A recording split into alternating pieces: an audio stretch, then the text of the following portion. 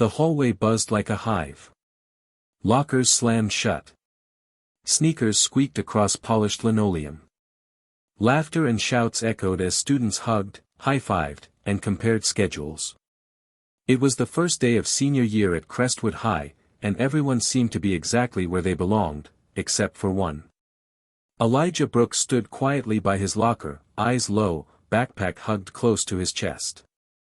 He wore a plain navy hoodie despite the August heat and faded jeans that looked a little too short. His sneakers were spotless, one of the few things he took real pride in. He didn't say a word. He didn't need to. People noticed him anyway. "Hey, who's the new kid? He looks like he just walked out of a library," someone snickered. Jake Reynolds leaned against a nearby locker, flanked by his ever-present sidekicks, Chase and Tyler.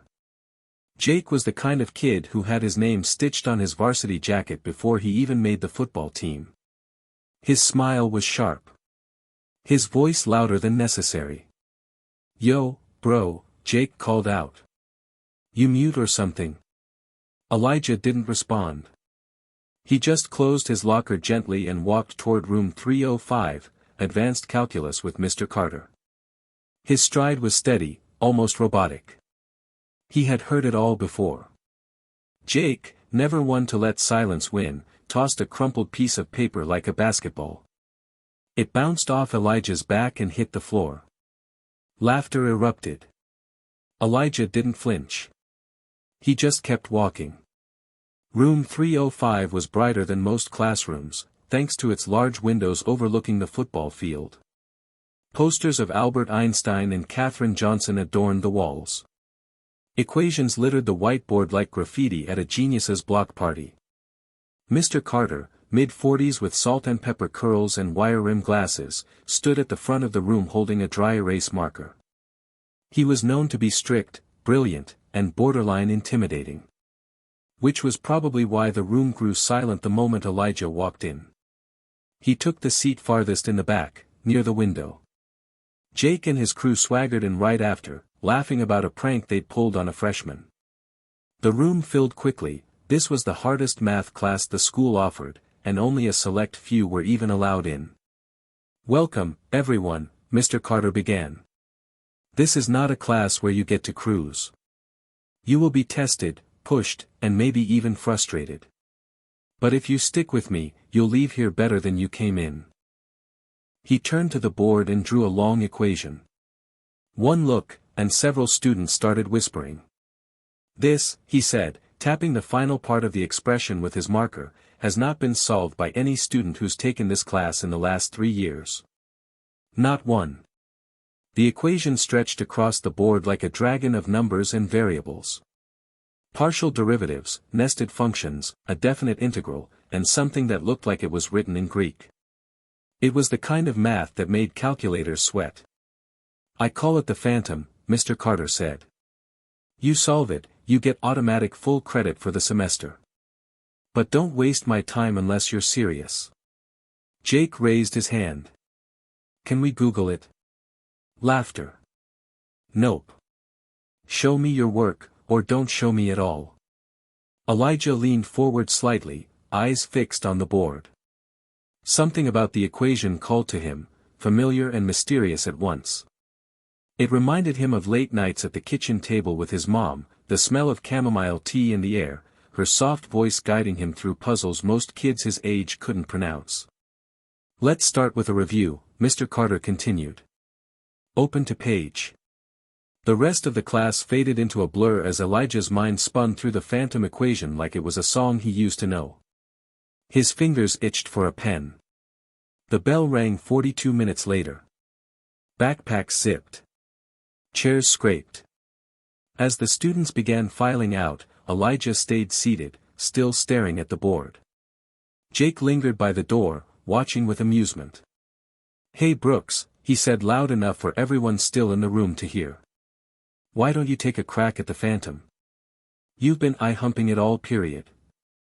Chase laughed. "Yeah, come on genius. Show us what you got." Mr. Carter looked up from his desk but didn't intervene. Elijah slowly stood. The room hadn't fully emptied yet, maybe a dozen students remained. He walked silently to the board. Jake raised an eyebrow. Oh, he's actually doing it. Chalk in hand, Elijah took a breath. Then he started writing. One line. Then another. The room quieted. Even Jake stopped talking. His movements were fluid, confident, like he wasn't just solving the equation, but dancing with it. Each symbol landed exactly where it should. Each step flowed into the next. Integration by parts. Chain rule. Logarithmic substitution. A hidden identity restructured. Seconds passed. Then a minute. Then, with a final sweep, he boxed the answer and gently placed the chalk down. He turned, said nothing, and walked out.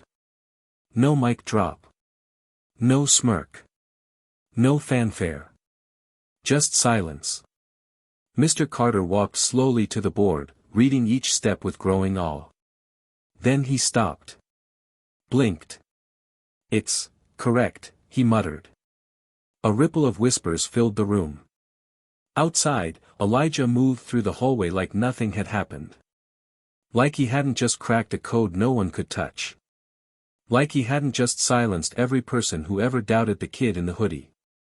Behind him, Jake stood frozen in the doorway of room 305, staring at the now-solved phantom equation, the air suddenly heavier.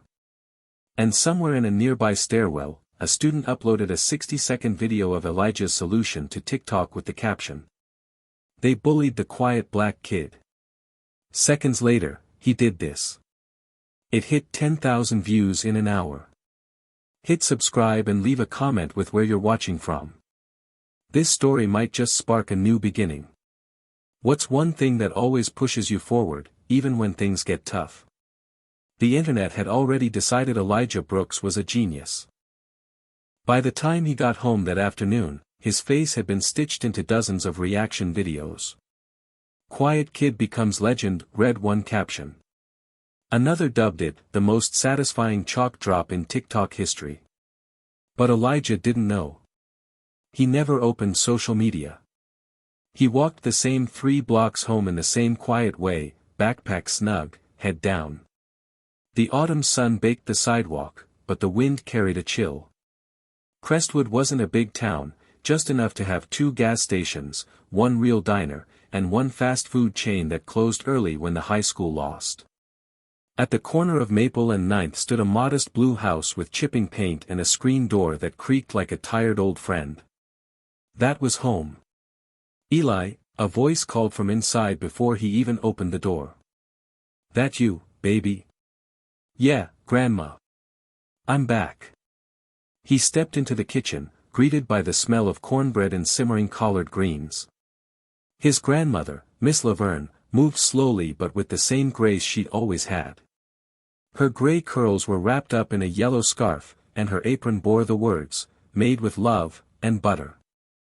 She turned from the stove, smiled, and opened her arms. Elijah melted into the hug. "First day of senior year," she said, kissing the side of his head. "Was it what you hoped?" Elijah shrugged. "It was, okay." She looked at him for a long moment. "That your nothing happened face or your everything happened but I'm not ready to talk about it face?" He half smiled. She always saw right through him. "I solved an equation," he said. She raised an eyebrow. "You solve equations every day, sugar." "This one, they called it the Phantom. No one's touched it in years." Miss Laverne leaned back, her eyes soft with something like knowing. She didn't say much, just nodded and returned to stirring the pot. Later that night, after dinner and dishes and homework done in silence, Elijah climbed into bed. His room was small, but tidy. Posters of space, chess strategies, and vintage jazz albums decorated the walls. On his nightstand sat a photograph of a woman in a lab coat with the kindest eyes, his mother, Tara Brooks. She had died when he was 10. A drunk driver, a red light, a Tuesday afternoon. But memories of her still wrapped around him like a favorite blanket, especially the way she made math feel like magic. They'd sit at the kitchen table, she'd pour cocoa, and they'd chase down equations like treasure hunters. "You know why I love math, Eli?" she once asked. "Because it always gives you an answer. Life doesn't do that. But numbers? They do." He missed her every day. But Elijah had learned how to bury the ache, quietly, deeply, methodically. Like solving a proof with no room for emotion. Back at school, things were changing without his permission. People he'd never spoken to started nodding at him in the hallway. Others whispered and pointed. He caught the words, "tick-tock," and "that math kid," more times than he could count. In the cafeteria, when he walked in, the noise dropped for a moment, then picked back up like nothing had happened. He sat alone, like always. But not for long. "Mind if I sit?" came a voice. Elijah looked up. A girl stood holding a tray. Wavy dark hair, olive skin, a jean jacket covered in pins. Her name was Maya Santiago. They'd had 3 classes together last year but had never spoken. He hesitated. "I guess not." She sat across from him, unfazed by his awkwardness. "I saw the video," she said casually, taking a bite of her apple. "You blew up overnight. Like, actual internet famous." "I didn't post it." "I know. Some sophomore did. But still, props." He gave a small nod. Silence followed, thick but not uncomfortable. Maya didn't seem in a rush to fill it. Then she leaned forward. "Can I ask you something?" Elijah braced himself. "Do you like being invisible?" That caught him off guard. His fork froze halfway to his mouth. "I'm not invisible." "Right now, you aren't," she said, smirking. "But before that board exploded with numbers. Most people didn't know you existed." Elijah didn't answer. "I used to be invisible too," Maya added. "When my parents split and I moved here in 10th grade, I didn't talk to anyone for, 6 months. Then one day, someone made fun of my accent and I punched him in the throat." Elijah blinked. "Not my best moment," she admitted, laughing. "But it did make people notice." "I don't need people to notice me," Elijah said quietly. "Maybe not," Maya replied. "But sometimes, whether you want it or not, the world's gonna notice anyway. The question is, what do you do when it does?" He didn't have an answer. But the question lingered long after lunch. That evening, Elijah sat in his room, flipping through an old notebook. The pages were filled with equations he and his mom used to do for fun. Little puzzles. Some had her handwriting in the margins, "Almost there, genius," or "Nice try, check your signs." He ran his fingers over the ink, letting the memories wash over him. He remembered the last birthday she'd been alive for, his 10th. She made a cake in the shape of the number pi. Literally. "Because you're my favorite constant," she said. Elijah smiled at the memory, then frowned as another surfaced. The hospital. The beeping machines. Her voice barely above a whisper, "You're going to do great things, Eli. Even if no one claps for you, do them anyway." He wiped his eyes and closed the notebook. Meanwhile, the video continued to spread. It reached Mr. Carter's inbox, who watched it twice, stunned. He'd seen talent before. But this? This was something else. It reached college forums. A subreddit on unsolved high school math problems. Even a professor at a state university left a comment, "Find this kid. He belongs in a lab, not a lunchroom." And at the very edge of it all, Jake Reynolds sat in his room, scrolling through his phone, seething. The same quiet kid he'd mocked yesterday was now more talked about than the football team. His football team. The phantom equation wasn't supposed to make a hero. Especially not him. By Wednesday, Elijah couldn't walk through the halls without catching glances, some filled with curiosity, some with respect, and others with something harder to name. It felt like a spotlight had been dragged onto him, whether he wanted it or not. The whispers were constant. "That's the kid who solved the phantom. He didn't even flinch. Someone said he's already getting college offers." He kept his head down, moving with the same quiet pace. But something had shifted. People didn't see through him anymore, they saw him. And that, in its own strange way, felt even lonelier. In second period English, Elijah sat in his usual seat near the back, eyes skimming the day's assignment. The desks around him, normally empty, were suddenly full. "Hey," Maya whispered as she slid into the desk next to his. "You know you're trending on Reddit now?" "I don't use Reddit." "You should. Someone made a fan edit of you solving the equation to a remix of Beethoven's Fifth. It's oddly epic." Elijah gave her the tiniest smile. Mr. Langston cleared his throat at the front of the class. "All right everyone, pair up. We're doing a partner analysis on of mice and men. Pick wisely, you'll be with this person for the next 2 weeks." Immediately, desks squeaked as people turned to their friends. Maya turned to Elijah without hesitation. "Partners?" she asked. He nodded, grateful he didn't have to ask. From across the room, Jake Reynolds narrowed his eyes. He had been watching the two of them, Maya's easy charm, Elijah's quiet magnetism, and something in his chest twisted. He was used to being the center of attention. He liked it there. And now, some nobody in a thrift store hoodie was outshining him without even trying. Later, in the locker room after gym, Jake tossed his cleats into his duffel and turned to Chase and Tyler. "You see how she's all over him now?" Chase shrugged. "Maya? She's just being nice." "She wasn't just nice to any of us," Jake said. "Elijah's got something weird going on." "I don't buy it." Tyler leaned against the lockers. "You still salty he solved that math thing?" Jake glared. "It's not about that. It's the way everyone's acting like he's some kind of savior. He's not. He's just some quiet kid with a lucky break." "Maybe," Chase said. But the way Carter looked at him after. "That wasn't luck, bro." Jake zipped his bag sharply. "Whatever. Everyone gets their 15 minutes. He'll fade." But even as he said it, he didn't believe it. The cafeteria was buzzing again. Elijah found his usual corner table, pulled out a book, and started to read. A shadow fell across his tray. It wasn't Maya. "Hey there, Einstein." Jake stood across from him, flanked by Chase and Tyler, grinning like a cat about to pounce.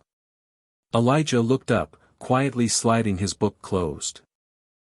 "You know, I've been thinking," Jake said, "maybe you should show us how you did that little math trick." "I bet you cheated." Chase chuckled. "Yeah. Maybe he had answers written inside his hoodie." Elijah didn't respond. Just stared. Jake leaned in closer. "What? Cat got your tongue again?" Before things could escalate, a voice cut through the air. "You really need a crowd to feel strong, huh? Maya." She appeared beside Elijah, hands on her hips. "Or is this just your way of proving you're still top dog?" Jake stood up straight. "We're just talking."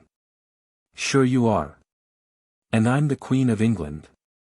A few students nearby were watching now. Some had their phones out. Jake looked around, felt the weight of the attention, and scoffed. "Whatever. We were just messing around." They walked away, muttering. But the moment stuck. Elijah exhaled.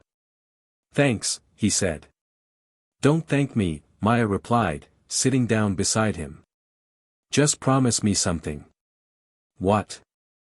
"When people like that try to drag you down, don't let them." After school, Elijah found himself in the library, a place that had always been a refuge. He sat in his usual spot near the windows, opened a notebook, and started working through a differential equation for fun, something to calm his brain. Maya showed up half an hour later, dropping her bag beside his. "You always do math to relax." "Sometimes," he said. "It's quiet. It makes sense." That's the most Elijah answer I've ever heard. They sat for a while in a peaceful silence. Then she asked, softly, "Did you always know you were good at this?" He shrugged. "My mom, she taught me early. Said my brain saw things in patterns most people missed." Maya nodded slowly. "I get that. You do." "My dad's a musician," she said. "He always told me, music is just math you can hear. I grew up learning scales before I could spell them." Elijah smiled. "That actually makes sense." They exchanged a glance, one of those quiet, rare moments of connection that didn't need words. That night, Elijah sat at the kitchen table with his notebook open. Miss Laverne brought him a cup of tea, then sat down across from him. "You've been quiet," she said. He looked up, a small grin forming. "I'm always quiet. Quieter than usual. Something on your mind?"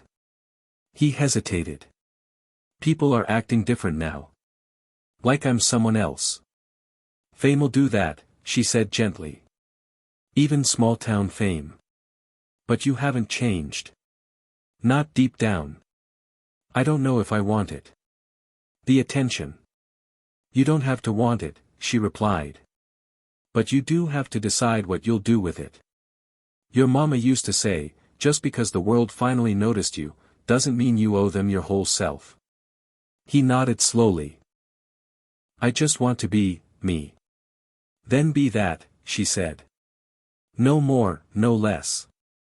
Meanwhile, in a dimly lit room across town, Jake stared at his phone. He watched the video of Elijah solving the phantom again, slower this time. Studying it. He paused it on Elijah's face just before the final line was written.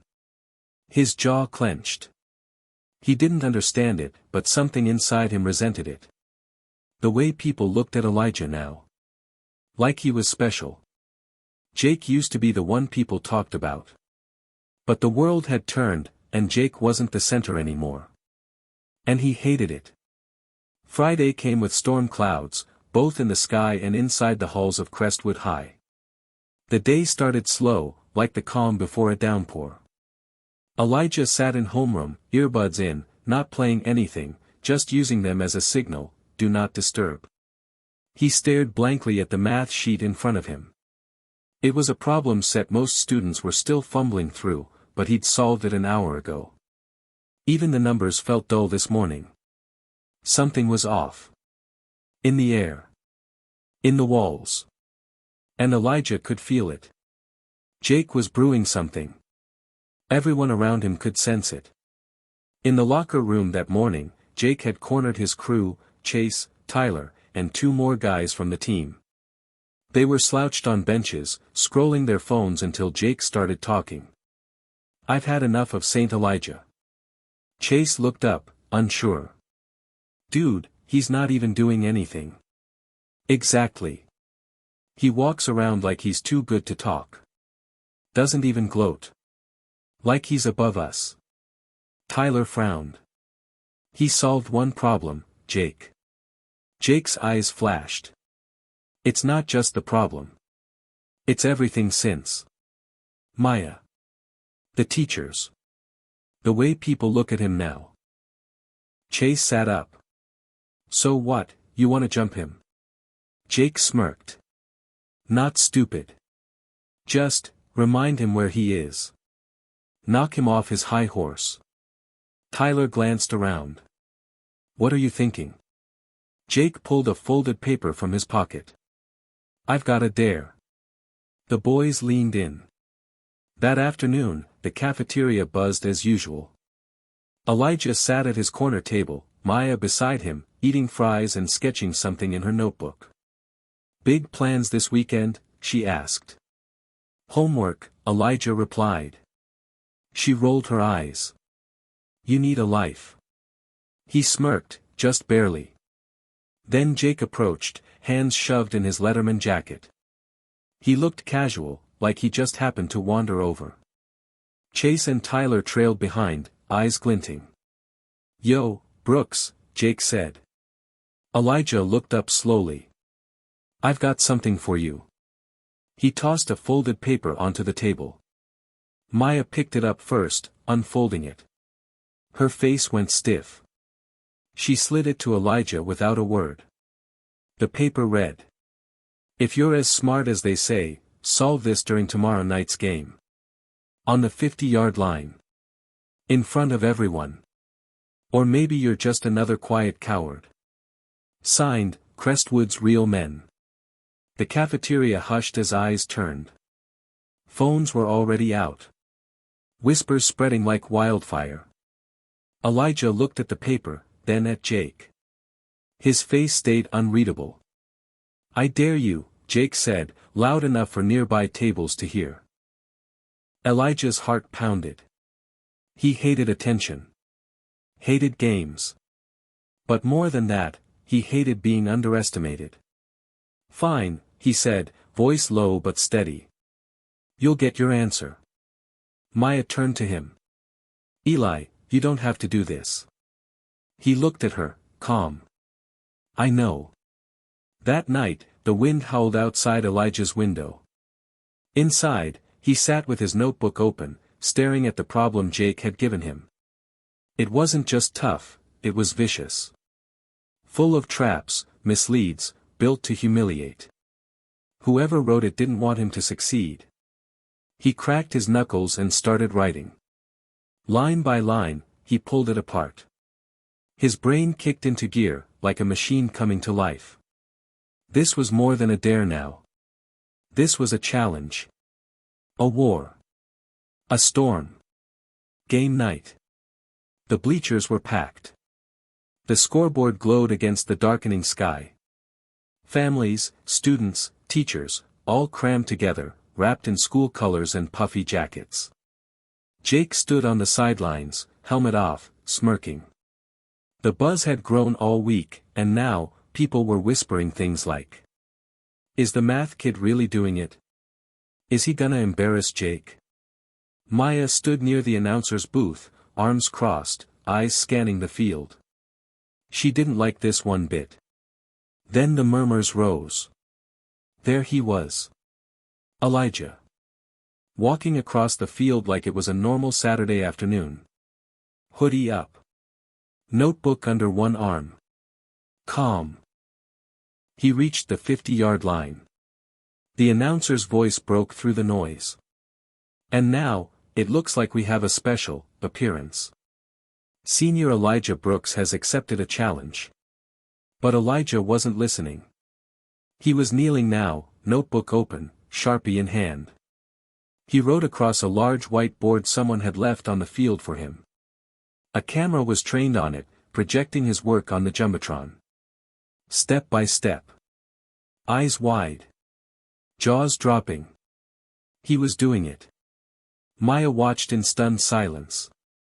Chase and Tyler looked like they'd seen a ghost. Even Mr. Carter, who was in the stands, stood up slowly, glasses fogged. Jake watched too, but his face wasn't smug anymore. It was pale. 10 minutes passed. Then Elijah capped the marker, stood, and backed away. He had solved it. Perfectly. The stadium erupted. Not in laughter. Not in mockery. But in cheers. For him. Elijah walked off the field quietly, notebook back under his arm. Maya met him halfway. "You okay?" He nodded. She smiled. "You just did math, at a football game, and made it cool. That's a superpower." He looked around at the people clapping, whistling. "Feels weird," he said. "You'll get used to it." From the sidelines, Jake watched, defeated. And something else stirred in him. Not just anger. Fear. Because for the first time, he realized Elijah Brooks wasn't going anywhere. The buzz from Friday night's game didn't fade. By Monday morning, Elijah Brooks had officially become a name people didn't just whisper, they said out loud. Posters began showing up in the hallways, one with a blurry photo of him at the 50-yard line, another with a photoshopped crown over his hoodie. Someone even changed his name on the school-wide group chat to the Human Calculator. He hated it. The attention. The noise. The pressure. All of it. He had shown them what he could do. But no one seemed to care why he did it. Or who he really was. That morning, Maya found him in the library, same corner table. His hood was up again, even though it was warm inside. "Hey," she said, sliding into the seat across from him. "You good?" Elijah didn't answer right away. He was staring at his open notebook, not writing, not reading. Just, lost. "I didn't want to be a show," he said finally. "You weren't," she said gently. "You were proof." "Of what?" "That being brilliant isn't something to be embarrassed about." He looked at her, his expression tight. "You know what happens when people realize someone's smarter than them?" She tilted her head. "What?" "They stop wanting to understand you. They start wanting to tear you down."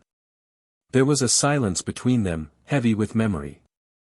Maya reached across the table and flipped to the back of his notebook. There, on the last page, was a photo taped in carefully. A woman in a white coat, standing in front of a chalkboard covered in equations. She had Elijah's eyes. "Your mom?" He nodded once. "Dr. Tara Brooks. She worked at the University of Chicago. Professor of Applied Mathematics." "She looks kind," Maya said. She was. Maya sat back. "You want to talk about her?" Elijah hesitated, then closed the notebook and looked out the window. "She taught me everything I know. Not just numbers. Patterns. Strategy. How to see what no one else sees." He paused. "She used to say the world doesn't hand respect to quiet kids. You have to earn it. Or take it." Maya was quiet, listening. "She died when I was 10, Elijah continued. Car accident. Hit and run. 1 minute she was there, the next." He trailed off, voice catching for the first time. Maya leaned forward. "I'm sorry, Eli." He nodded, biting the inside of his cheek. "My dad left before I was born. My grandma took me in. She raised me. No money. Just love. You don't talk about this stuff much, do you? Talking doesn't fix anything."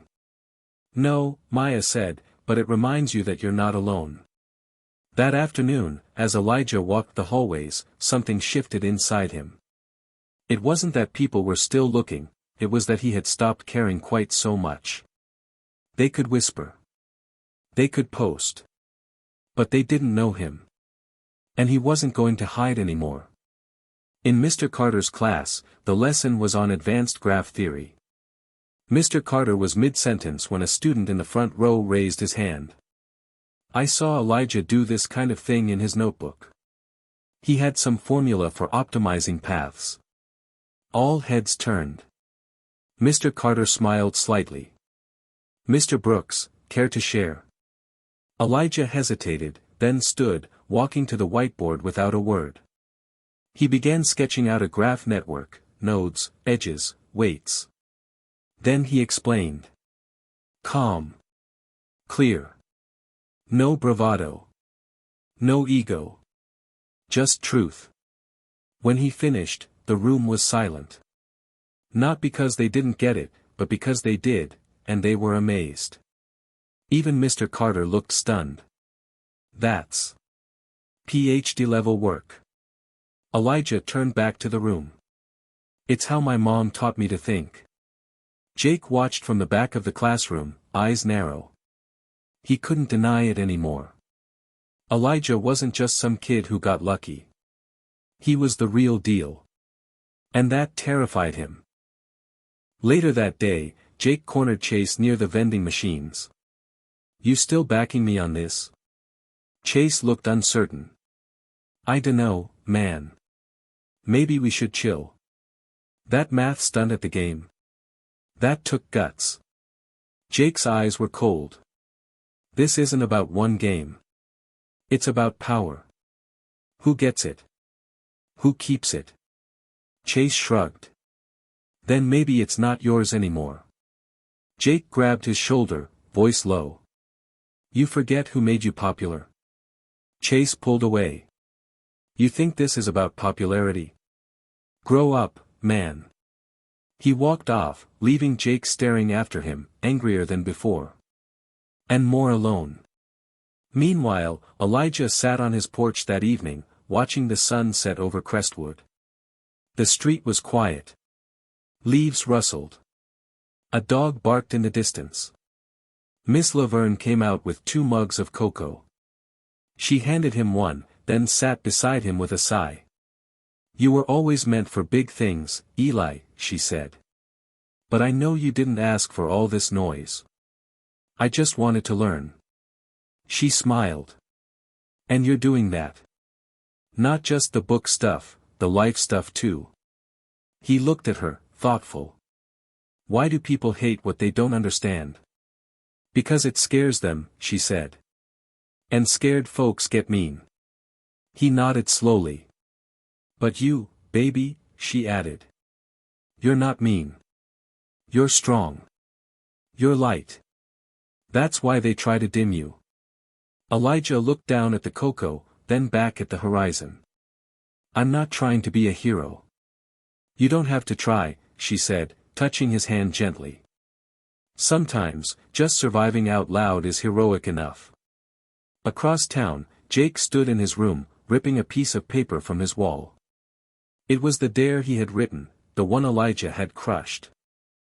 He stared at the torn edges, breathing hard. This wasn't over. Not by a long shot. Elijah had never been to the principal's office before. Not until now. It was third period on a cloudy Wednesday when the call came through the intercom. Elijah Brooks, please report to the front office. Murmurs swept through the classroom. Mr. Carter gave him a quick glance, concern flashing in his eyes, but said nothing. Elijah packed up his things slowly, like a man walking towards something he didn't choose. When he reached the office, Principal Langley was already waiting behind his desk, fingers steepled and expression unreadable. Elijah, he said, gesturing for him to sit. You've been in the spotlight lately. Elijah sat silently, his expression calm but distant. Langley continued, normally, I'd be calling a student in for disrupting class. Or fighting. But you've been praised, interviewed, cheered. Still, there's a problem. He turned his monitor, showing a still from a video posted that morning. It showed Elijah in the school library. A meme had been overlaid, when the quiet kid turns into Einstein overnight. It had over 200,000 views. The comments were split, some supportive, some vicious. Langley's voice softened. Are you okay? Elijah looked at the screen, then away. I didn't ask for this. No, Langley admitted. But sometimes the world picks its heroes. I'm not a hero, Elijah muttered. Langley gave a small, tired smile. Neither were most of the ones we read about, until they had to be. That afternoon, things shifted again. As Elijah walked through the hallway, a textbook slammed into the floor next to him, loud, intentional. A couple of jocks laughed as they passed. Watch out, calculator, one muttered. In gym class, someone accidentally knocked his locker open, scattering his clothes across the floor. He picked them up in silence. Even teachers seemed to hesitate now, unsure how to handle the sudden pressure swirling around him. It wasn't just admiration anymore, it was jealousy, suspicion, resentment. And all of it was directed at him. At lunch, Elijah sat alone. Maya was absent. She'd messaged him earlier. Sick today. Text me if things get weird. He didn't text. He just stared at his tray. He barely noticed when someone dropped into the seat across from him. It was Chase. Elijah raised an eyebrow. "I'm not here to start anything," Chase said. "Just wanted to say something." Elijah waited. "I think Jake's gonna pull something. Something bigger." "The football stuff?" "That was just round one." Elijah tensed. "Why tell me?" Chase shrugged. "Because I don't think this is about you anymore. I think it's about him, falling. And dragging whoever he can down with him." Elijah studied him for a moment, then nodded once. "Thanks."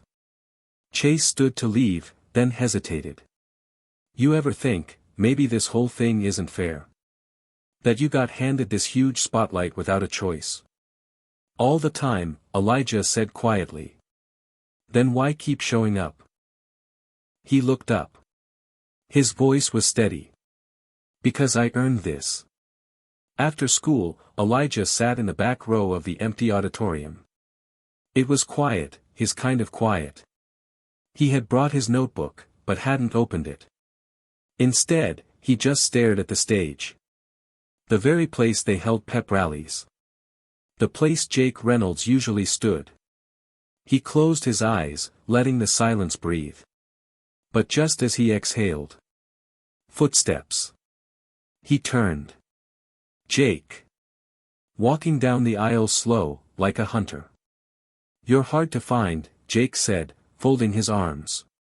Elijah didn't respond. "You think you're better than us?" "No," Elijah said calmly. "I just stopped pretending I wasn't."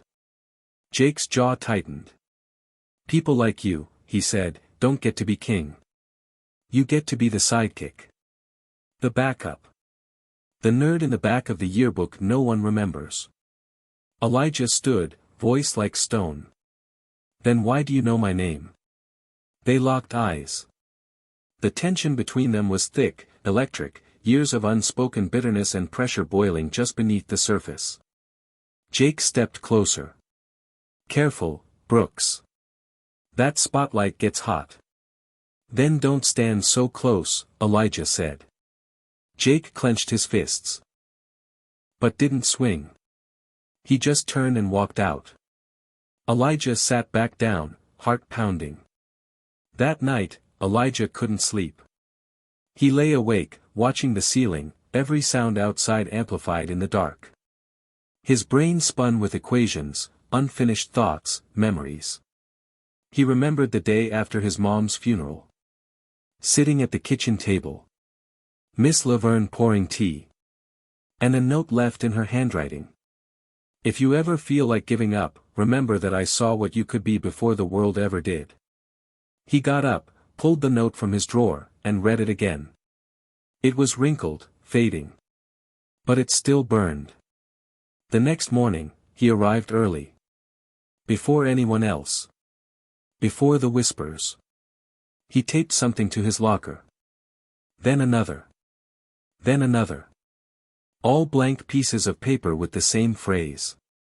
"If you try to bury me, make sure it's deep. Because I grow in silence." By first period, every hallway had seen them. By third, someone had shared it online. By lunch, it had become a symbol. Not of rebellion. But of resistance. Jake saw them too. He tore one down, crumpled it, threw it into the trash. But another had already gone up beside it. By the time Monday afternoon rolled around, Elijah's world had turned into a pressure cooker. The rumors started small. Whispers in the halls. People giggling when they thought no one was listening.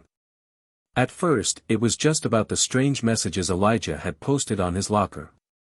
Then, things escalated. "He's definitely got a thing for Maya, right?" one girl said in the hallway, louder than necessary. "That's why he's acting all mysterious. Gotta be." Another voice chimed in, "Or maybe he's one of those math prodigies who think they're better than everyone else." By lunch, it was a full-blown wildfire. "Did you hear about Elijah Brooks?" someone whispered to Chase as he walked through the cafeteria. They say he can memorize whole textbooks in a day. Yeah, another person added. I heard he hacked into the school's grading system. Got himself a 4.0 overnight. Chase looked at the person who'd spoken. Are you serious? Maybe. Maybe not. But he's been acting so weird lately. Keeps to himself, doesn't talk to anyone. What's he hiding? Chase's stomach turned. He had warned Elijah. Told him to watch out for this kind of stuff, but it was happening faster than he could have imagined. By the time the bell rang, Elijah was already out the door. He had to get out of the school before the walls started closing in on him. He had to be alone. But of course, he wasn't. Maya was there, waiting by the school gate as he walked down the steps. Her usual bright smile was gone, replaced by a furrowed brow. Elijah, she said softly. You okay? He didn't answer at first, his eyes scanning the school parking lot. I heard the rumors, she continued. People are talking. You need to watch your back. He finally turned to her, voice low but firm. I don't care what people say. She crossed her arms, but there was concern in her eyes. I know you don't. But that doesn't mean it won't hurt. You're only human, Eli. I'm fine. Maya sighed. You're not fine. You're shutting everyone out. Including me. Elijah felt a pang in his chest. He didn't want to hurt her. But what else could he do? Everyone was pulling at him from every direction. The weight of the school, the pressure of expectations, the rumor mill that wouldn't stop spinning, it was all too much. I don't need anyone, he said, his voice breaking slightly. Maya took a step forward. You can't do this alone. Please, let me help you. Elijah turned away, walking quickly toward the sidewalk. I don't need help. I need to be left alone. The following days were a blur of isolation and growing hostility. Elijah avoided the halls as much as possible. He stayed in the library, buried in textbooks and notebooks, trying to focus on anything other than the chaos outside. But it didn't matter where he went.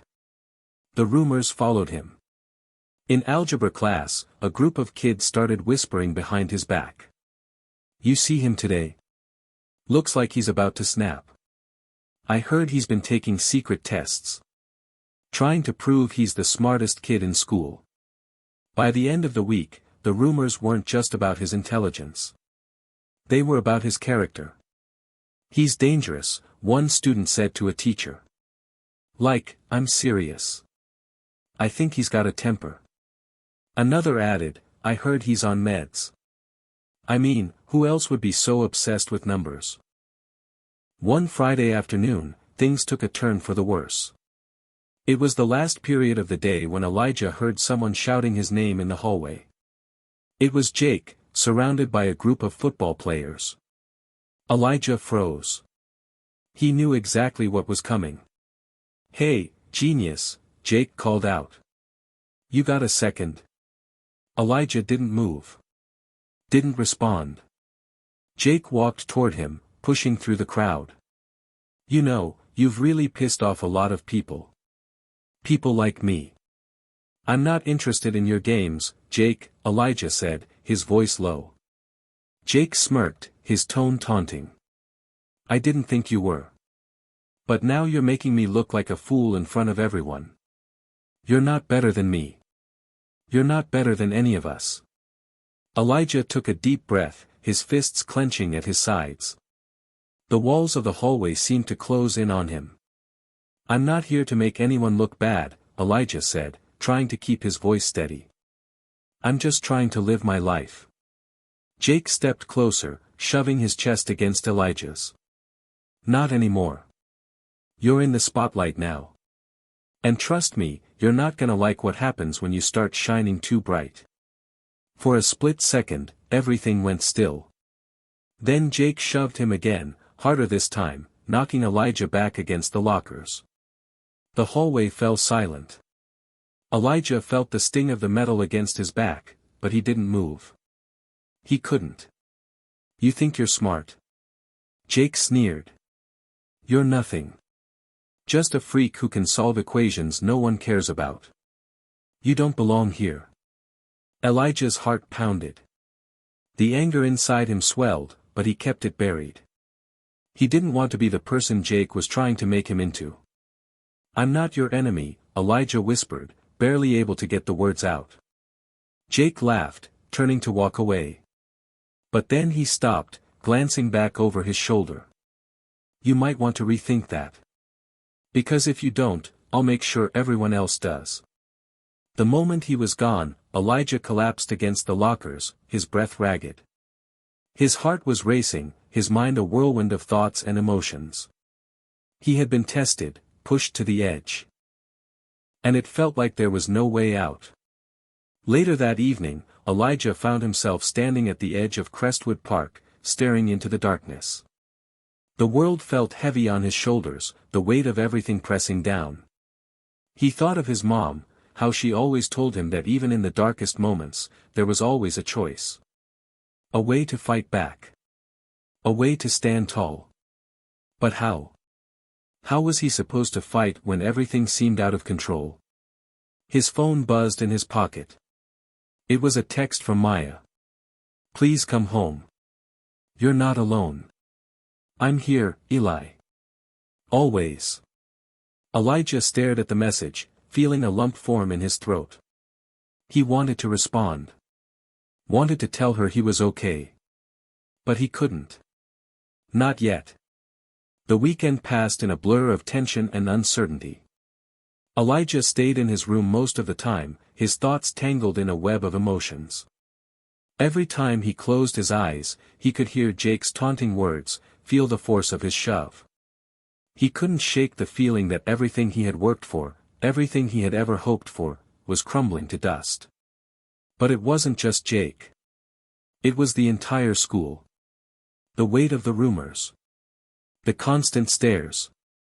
The whispers that followed him no matter where he went. It was like being suffocated by the air itself. And no matter how many times he told himself to let it go, to push through, the pressure only seemed to grow. It wasn't long before things took an even darker turn. It started on Monday morning. Elijah walked into school, his heart heavy, but he was determined not to let the anxiety consume him. He walked through the halls, keeping his head down, eyes focused straight ahead. But it was impossible to ignore the looks. The strange glances. The uncomfortable silences when he passed by groups of students. Then he reached his locker. There, taped to the metal door, was a piece of paper. At first, he thought it was just another stupid note, some dumb prank from Jake or one of his friends. But as he pulled it off the locker and read the words, his stomach dropped. Stay away from her. Or you'll regret it. The handwriting was scrawled and messy, but the message was clear. Someone was threatening Maya. His heart skipped a beat. Maya, his best friend, the one person who had stood by him, was now in danger.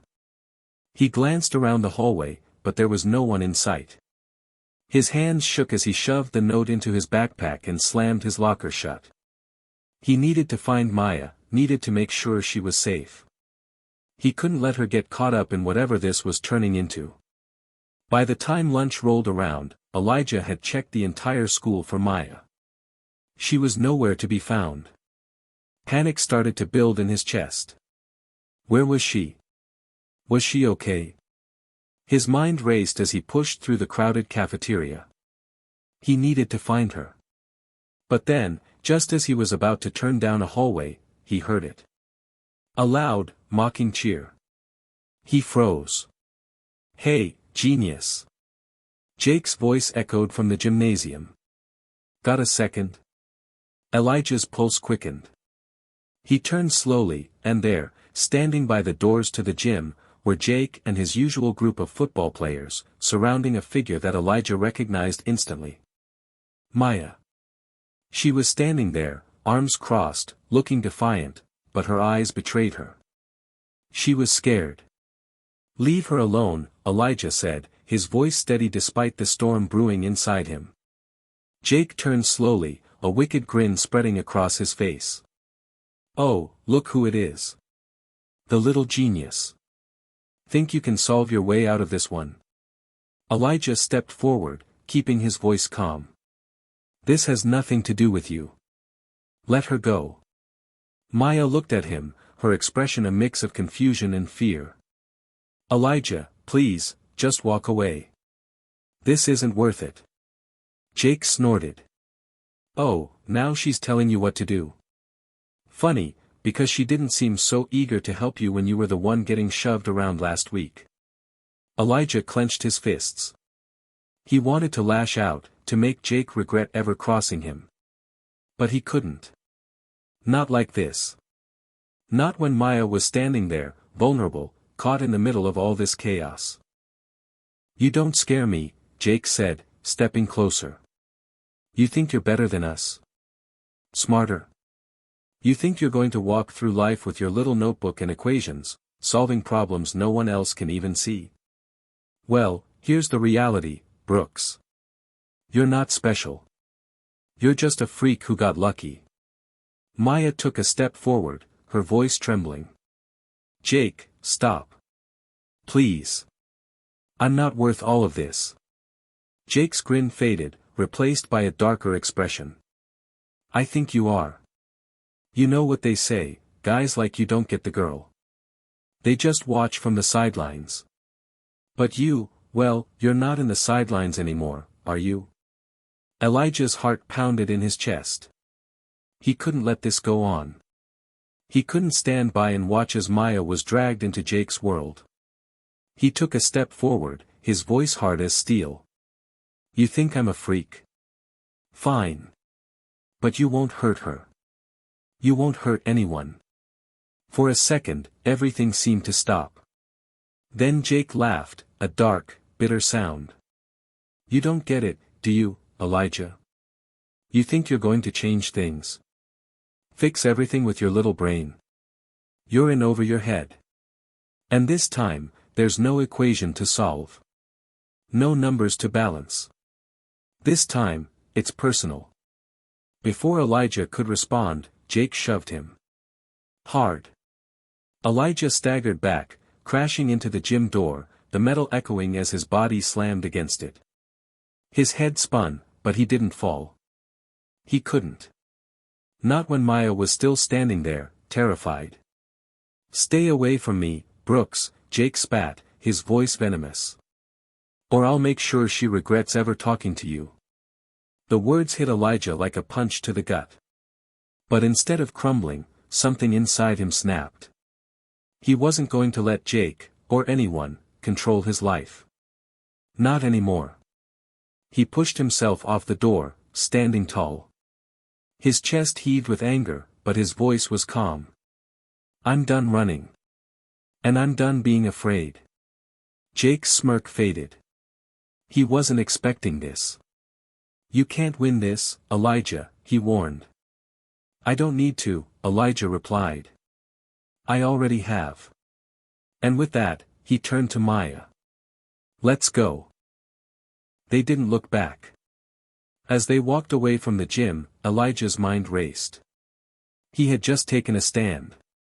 He had just made a choice. But the weight of the decision was starting to settle in. He had no idea how things were going to unfold from here. But one thing was clear, he couldn't go back to the way things were. As they reached the exit of the school, Maya stopped and turned to him. Elijah, are you sure about this? Are you sure you're ready? Elijah paused, looking at her. He didn't have an answer. But the only thing he knew for certain was this, he wasn't going to let fear dictate his life anymore. Not now. Not ever. He nodded. I'm ready. Elijah didn't sleep that night. He lay in his bed, staring up at the ceiling, replaying everything that had happened in the gym, Jake's words, the shove, Maya's scared eyes, and he felt a growing pit in his stomach. It wasn't just fear, though. It was something deeper. Something darker. He had crossed a line. He knew it. He had stood up to Jake and, in doing so, made himself a target. He had no idea what would happen next. But he knew one thing, he couldn't go back.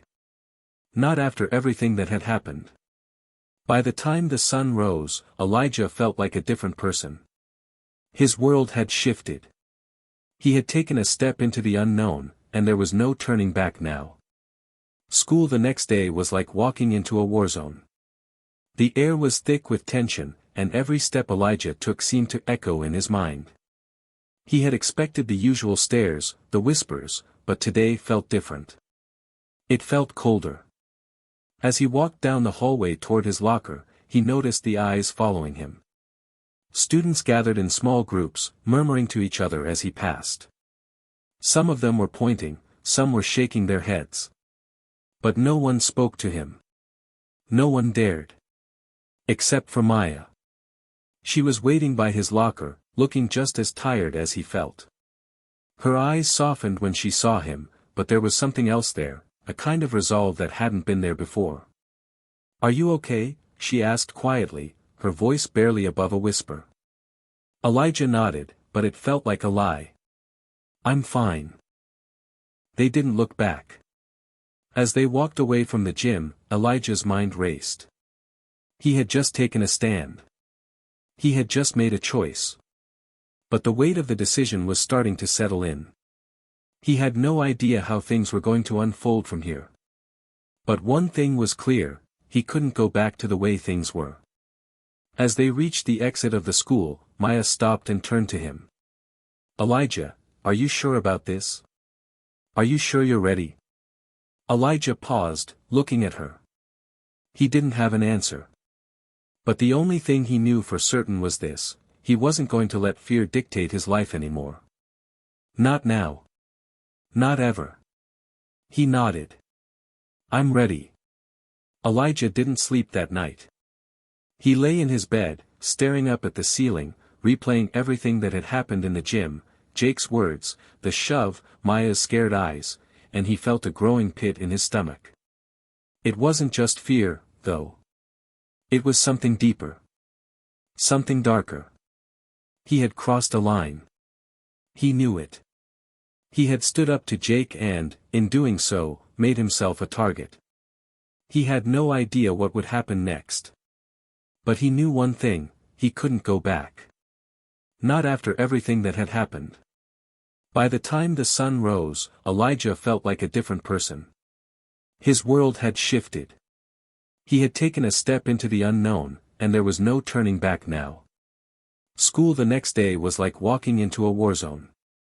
The air was thick with tension, and every step Elijah took seemed to echo in his mind. He had expected the usual stares, the whispers, but today felt different. It felt colder. As he walked down the hallway toward his locker, he noticed the eyes following him. Students gathered in small groups, murmuring to each other as he passed. Some of them were pointing, some were shaking their heads. But no one spoke to him. No one dared. Except for Maya. She was waiting by his locker, looking just as tired as he felt. Her eyes softened when she saw him, but there was something else there, a kind of resolve that hadn't been there before. "Are you okay?" she asked quietly, her voice barely above a whisper. Elijah nodded, but it felt like a lie. "I'm fine." "I'm talking to you, Brooks," Jake said, his voice colder now.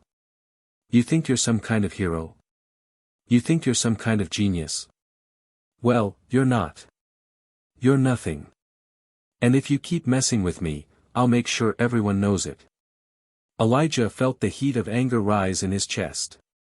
The blood in his veins was boiling, but he knew he couldn't afford to lose control. Not now. Not with Maya so close. "I'm done with you, Jake," Elijah said, his voice steady, but fierce. "I don't need your approval. And I don't need to prove anything to you." Jake sneered. "You think that's going to stop me? You think I'm going to just let you walk away from this?" Elijah squared his shoulders. "Yeah. I do." For a moment, they just stood there, staring each other down, the tension thick in the air. But then, to Elijah's surprise, Jake stepped back, a smirk playing at the edges of his mouth. "You really think you can take me on, huh?" Jake said, his voice dripping with contempt. "Fine. You want a fight? You'll get one." Before Elijah could respond, Jake turned to his friends, his voice rising. "Hey, let's show this loser what happens when you mess with the wrong guy." Elijah's breath caught in his throat. He had been prepared for this. He had known that Jake wouldn't let it go. But what happened next was something Elijah wasn't prepared for. A few of Jake's friends, two of the biggest, toughest guys from the football team, stepped forward. They didn't say a word. They just moved toward Elijah, a silent threat hanging in the air. Maya, who had been standing off to the side, rushed forward. "Stop it. Please," she shouted, her voice desperate. "This isn't worth it. We don't need to fight." But Jake only laughed, and the sound made Elijah's blood run cold. "You don't get it, do you, Maya? He's not getting out of this that easily. He's a freak who thinks he can be the hero. And that's what's going to make this so much fun." Elijah felt his heart hammer in his chest, but he didn't back down. "Not now. Not ever." "Do what you have to do," Elijah said, his voice calm but firm. "I'm not afraid of you." The air was thick with tension. Elijah stood there, eyes locked with Jake, while the crowd of students gathered around, forming a circle. It was like something out of a movie, an impending showdown. But this wasn't a movie, and Elijah wasn't some hero ready for a Hollywood victory. This was real. And reality had a way of tearing you down before it let you rise. Jake's friends were closing in. Their steps heavy, their fists clenched, the threat of violence hanging like a cloud over the scene. Maya's pleas were drowned out by the rising roar of the crowd. Elijah could hear her voice, desperate and worried, but there was nothing she could do. "Elijah, please." Maya called again, trying to reach him through the wall of people. "You don't have to do this. This isn't who you are." But Elijah wasn't listening anymore. He couldn't. His mind had already gone somewhere else, somewhere far beyond the fear, beyond the anger. Somewhere where he could block out the noise and focus solely on the fact that this was the moment. This was the turning point. He looked at Jake, the smug expression still plastered on his face. Elijah's body tensed, his hands instinctively curling into fists. It wasn't about fighting anymore. It was about surviving. "You think you can just do whatever you want, huh?" Jake's voice was low and venomous, like a snake coiling to strike. "You think you can walk around here with your stupid little ideas, your little intelligence, and think you're above us? Above me?" Elijah swallowed, the anger swelling up inside him like an unstoppable force. It wasn't about winning anymore. It was about sending a message. "I'm not above anyone, Jake," Elijah said, his voice firm, but tinged with a quiet defiance. "I'm just done letting you think you can control me." Jake laughed, a sharp, mocking sound. "Control you? You think you're in control of anything? You're just a freak who got lucky. That's all you'll ever be." The words hit Elijah harder than he wanted to admit. It was like a knife, digging deeper with each insult. But he wouldn't let Jake see that. He wouldn't give him the satisfaction. "What's it going to take for you to understand?" Jake pressed, stepping closer, his chest puffed up, the scent of aggression heavy in the air. "You're not going to win this fight, Elijah. You never were." Elijah could feel his heart racing. His mind screamed at him to walk away, to avoid the fight, to keep his head down. But something inside him was pushing back, refusing to let Jake win this time. "Not again." "No," Elijah said, his voice growing stronger, "this time, I am." Jake didn't say another word. He lunged forward, and Elijah barely had time to react. The first punch came fast, and though Elijah tried to dodge, it caught him in the jaw, sending a shockwave of pain through his skull.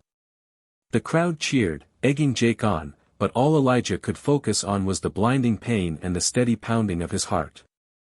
He stumbled back but quickly regained his balance. His body was screaming at him to run, to escape, but he refused to. Not this time. Not now. In that split second, he felt something inside him snap, a quiet, simmering rage that had been building up for years. He wasn't just going to stand there anymore. He wasn't going to be the quiet, overlooked kid who everyone picked on. Not anymore. As Jake came in for another punch, Elijah stepped to the side and, with all his strength, pushed Jake away. The crowd gasped. For the first time, Jake was off balance, caught off guard. He turned back, fury in his eyes, but Elijah was ready. He moved quickly, dodging the next few strikes, the anger in his chest fueling his every move. But then something changed. The crowd, who had been so eager to watch, suddenly grew silent. It was as if the fight had shifted from a spectacle to something real.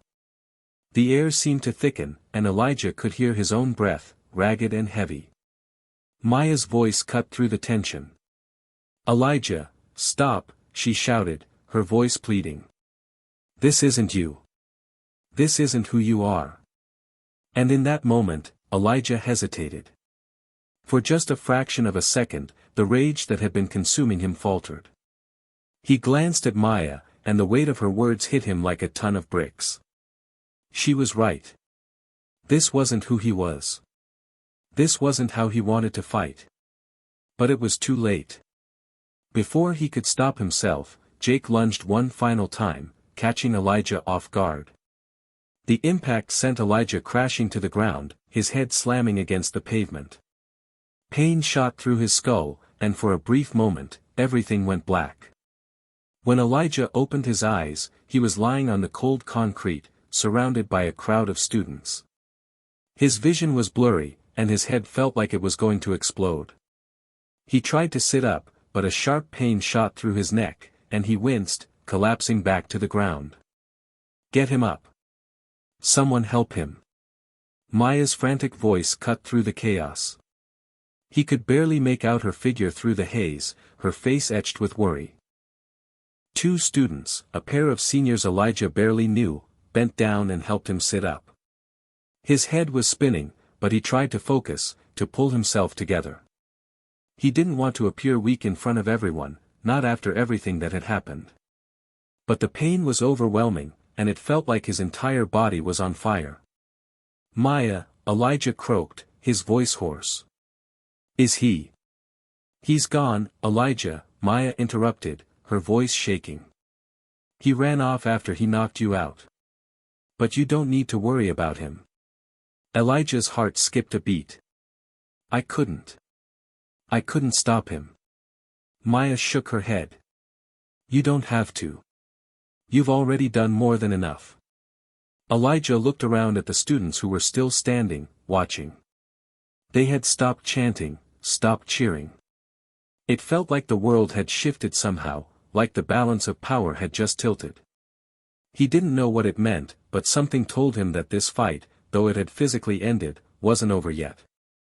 In the days that followed, the story of the fight spread like wildfire. It was the talk of the school, the centerpiece of every conversation. But for Elijah, it was something more than that. It was a wake-up call. A reminder of how far things had gone, how much had changed since he first set foot in that high school. And though the physical bruises would eventually fade, Elijah knew that the battle for his self-worth, for his place in the world, was far from over. Elijah's life felt like it was crumbling around him. The school hallway, once a place of uncertainty and low-key torment, had become a battleground. The whispers were relentless. Every time he passed someone, their eyes seemed to follow him, their conversations dropping into a hushed murmur. But it wasn't just the stares that made Elijah uneasy. It was the way everything had shifted since the fight. Things hadn't gone back to normal. Not even close. He sat in the cafeteria the next day, the seat across from him empty, though Maya was supposed to sit there. He kept looking up, half expecting her to walk through the doors, her brown eyes scanning the room for him. But she didn't. Maya had barely spoken to him since the fight. And the few times she had, her words were carefully measured. Every sentence felt like it was wrapped in fear. Fear of Jake. Fear of what Elijah might do next. But most of all, fear of him, Elijah, the boy who had, in a split second, let anger and desperation get the best of him. "Yo, Elijah." A voice cut through his thoughts.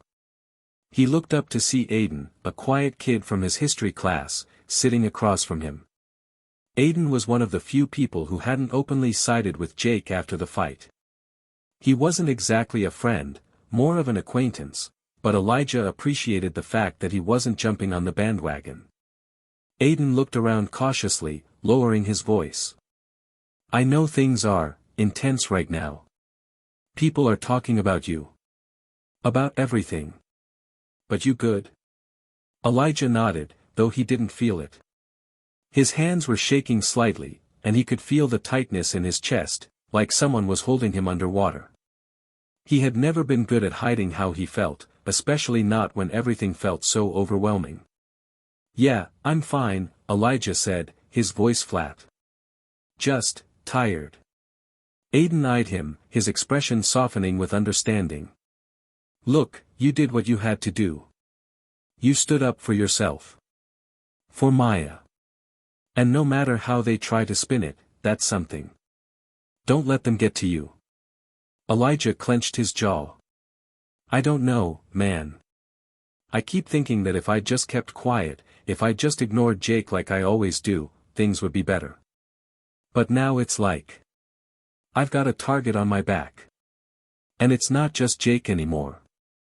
It's everyone." Aiden shook his head, leaning forward. "Elijah, listen to me. It's not your fault. Yeah, people are talking, and Jake's an ass, but you've got people who care about you. Maya, me, hell, maybe even a few others. Don't let them break you down. That's what they want. That's what Jake wants. Don't give him that satisfaction." Elijah's eyes flickered. "What if it's already too late?" "I'm serious," Aiden said, voice firm. "You've already got your moment. You've shown everyone that you're not afraid of Jake. Now you need to stay strong. This tension, it won't last forever." But Elijah wasn't sure he believed that. The whole school seemed to have split into two camps, Jake's followers, who didn't care about the truth, just the power, and Elijah, the kid who dared to challenge him. But that wasn't what hurt the most. It wasn't even the physical aftermath, the bruises on his body that would fade in a few days. It was the sense that he had lost control of everything. As the days passed, the isolation deepened. Elijah found himself walking the halls alone, sitting alone in class, no longer engaging with his peers. Maya was avoiding him, her gaze distant and distracted. And it hurt more than he could have expected. The weight of what had happened was suffocating. What if he had made the wrong choice? What if standing up to Jake had cost him everything? It wasn't until Friday afternoon that Elijah got his answer. He had been lingering in the library, flipping through his textbooks, trying to focus on something, anything, other than the chaos swirling around him. But the noise of students passing by outside the library door, the muffled laughter, the whispers, it all kept seeping in. A shadow appeared in the doorway. Elijah looked up to see Coach Jackson, his gym teacher, standing there. His face was unreadable, his stance solid and commanding. "Elijah," Coach Jackson said, his voice gruff. "I need to talk to you." Elijah stood up instinctively, feeling the weight of those words before they were even spoken. "About what?" Coach Jackson motioned toward the hallway. "Let's take a walk." Elijah followed him, the unease gnawing at him. He had no idea what this was about, but he could feel the tension building in his gut. Once they were outside, away from the crowd, Coach Jackson turned to him. His expression softened a little. "I know you're having a rough time right now. It's been a tough week for you, and I get that." Elijah nodded, unsure of where this was going. Jake's been stirring things up, trying to make you the bad guy. But you're not. You made your choice, and I respect that. You showed courage. But I'm gonna be real with you, this situation doesn't just end here. People are watching you. Watching for you to crack. Elijah swallowed. I don't know what you want from me. I'm just trying to survive. Coach Jackson's eyes were steady. You've got to control how this plays out, Elijah. You're the one who gets to decide what kind of person you want to be. Right now, there's a lot of noise. But you don't have to let it consume you. Don't let Jake's game take over your life. Elijah took a deep breath, the weight of Coach's words sinking in. So, what do I do? Just keep going like nothing happened? Coach Jackson's gaze was firm, but his tone was gentle. No. You don't ignore it. But you don't let it define you either. You don't fight for the wrong reasons, Elijah. You fight for yourself. For what matters. And you've got a choice here, to keep pushing, to rise above the chaos, or let it drag you under. Elijah nodded slowly, the weight of the decision pressing down on him. He had been living in reaction mode, constantly reacting to the punches life had thrown at him. Maybe it was time to take control. Maybe it was time to stop letting Jake and everyone else decide his fate. That evening, Elijah sat in his room, staring out the window. He had spent so many nights questioning himself, doubting his choices. But now, for the first time, there was a flicker of clarity in his mind. He wasn't going to be broken. Not by Jake, not by anyone. He had already made it this far. And now it was time to decide what came next. Hit subscribe and leave a comment with where you're watching from. This story might just spark a new beginning. What's one thing that always pushes you forward, even when things get tough? The next few days were eerily quiet. Elijah couldn't remember the last time the school felt so still, so tense. It was as if the entire atmosphere had been held in suspense, waiting for something to give, waiting for the storm to hit. Elijah spent most of his time at home, lost in the monotony of his routine. He would wake up early, barely eat, and shuffle through his schoolwork like a ghost. The echoes of the fight with Jake still lingered, tainting every moment. Every time Elijah closed his eyes, he could see Jake's face, twisted with rage, the sneer that had come before the punch, and the rush of anger that had clouded his judgment. He had been trying to push the memories aside, to focus on the future and move forward. But the weight of what had happened hung heavily on him. Maya's absence at his side was more deafening than the silence of the hallways. She still hadn't spoken to him, not since that day in the cafeteria. Her reluctance to even acknowledge his presence was like a constant ache in his chest. In the quiet of his room, Elijah stared at the ceiling, lost in thought. The words Coach Jackson had spoken to him echoed in his mind, "You've got a choice here. To keep pushing, to rise above the chaos, or let it drag you under." It wasn't just about surviving anymore. It was about defining who he was, who he would become. Elijah had spent years playing it safe, letting fear dictate his actions. But what had it gotten him? The more he thought about it, the more he realized that his entire life had been one long string of compromises. He had always played the role of the quiet, overlooked kid, never stirring the pot, always following the rules, hoping that if he stayed out of the way, things would just work themselves out. But now things were different. The fight had changed something inside of him. For the first time, Elijah wasn't just reacting. He was choosing. And that was terrifying. He wasn't entirely sure what it meant to rise above the chaos. He didn't know what it would look like or how it would feel. But he knew he couldn't let things go back to the way they were before. The fear, the insecurity, the constant worrying about fitting in, it had all led him down this path, and he couldn't keep walking it. Elijah had been given a choice, and he wasn't going to waste it. He had already faced his biggest fear, standing up to Jake. Now, he had to deal with the aftermath. The world hadn't exactly opened up to him in a rush of applause, but that didn't mean he was ready to back down. Still, there was a strange emptiness that lingered after the fight. He had won that battle, but the war. The war was far from over. Monday morning arrived, and the school felt different. There was a palpable shift in the air, like the calm before a storm. Students moved through the hallways with a new energy. But the energy wasn't friendly, it was something darker. The tension hung thick in the spaces between conversations, in the glances thrown his way. Everyone was waiting for something. They were waiting for the next chapter of Elijah's story to unfold. It was third period when the storm finally arrived. Elijah had just settled into his seat in algebra class when he saw Jake walk in. The room fell silent for a moment, the class collectively holding its breath. Jake's swagger was back in full force, his smirk wide and confident, as if nothing had ever happened. His eyes found Elijah almost immediately, locking onto him with a mixture of disdain and amusement. Elijah's heart skipped a beat. This was it. This was the moment he had been dreading, the moment where Jake would either break him or finally let him go. He clenched his fists under the desk, trying to steady his breathing. He had come so far. There was no way he was going to back down now. Jake made his way to the front of the room and shot Elijah a mocking glance as he passed. Elijah's jaw clenched, and he fought the urge to lash out. But instead of letting Jake's presence shake him, he steeled himself. He wouldn't let Jake's game define him anymore. He was done with being controlled by fear. "Hey, Elijah," Jake called out, his voice carrying just enough for the whole class to hear. "You still thinking you're special, huh?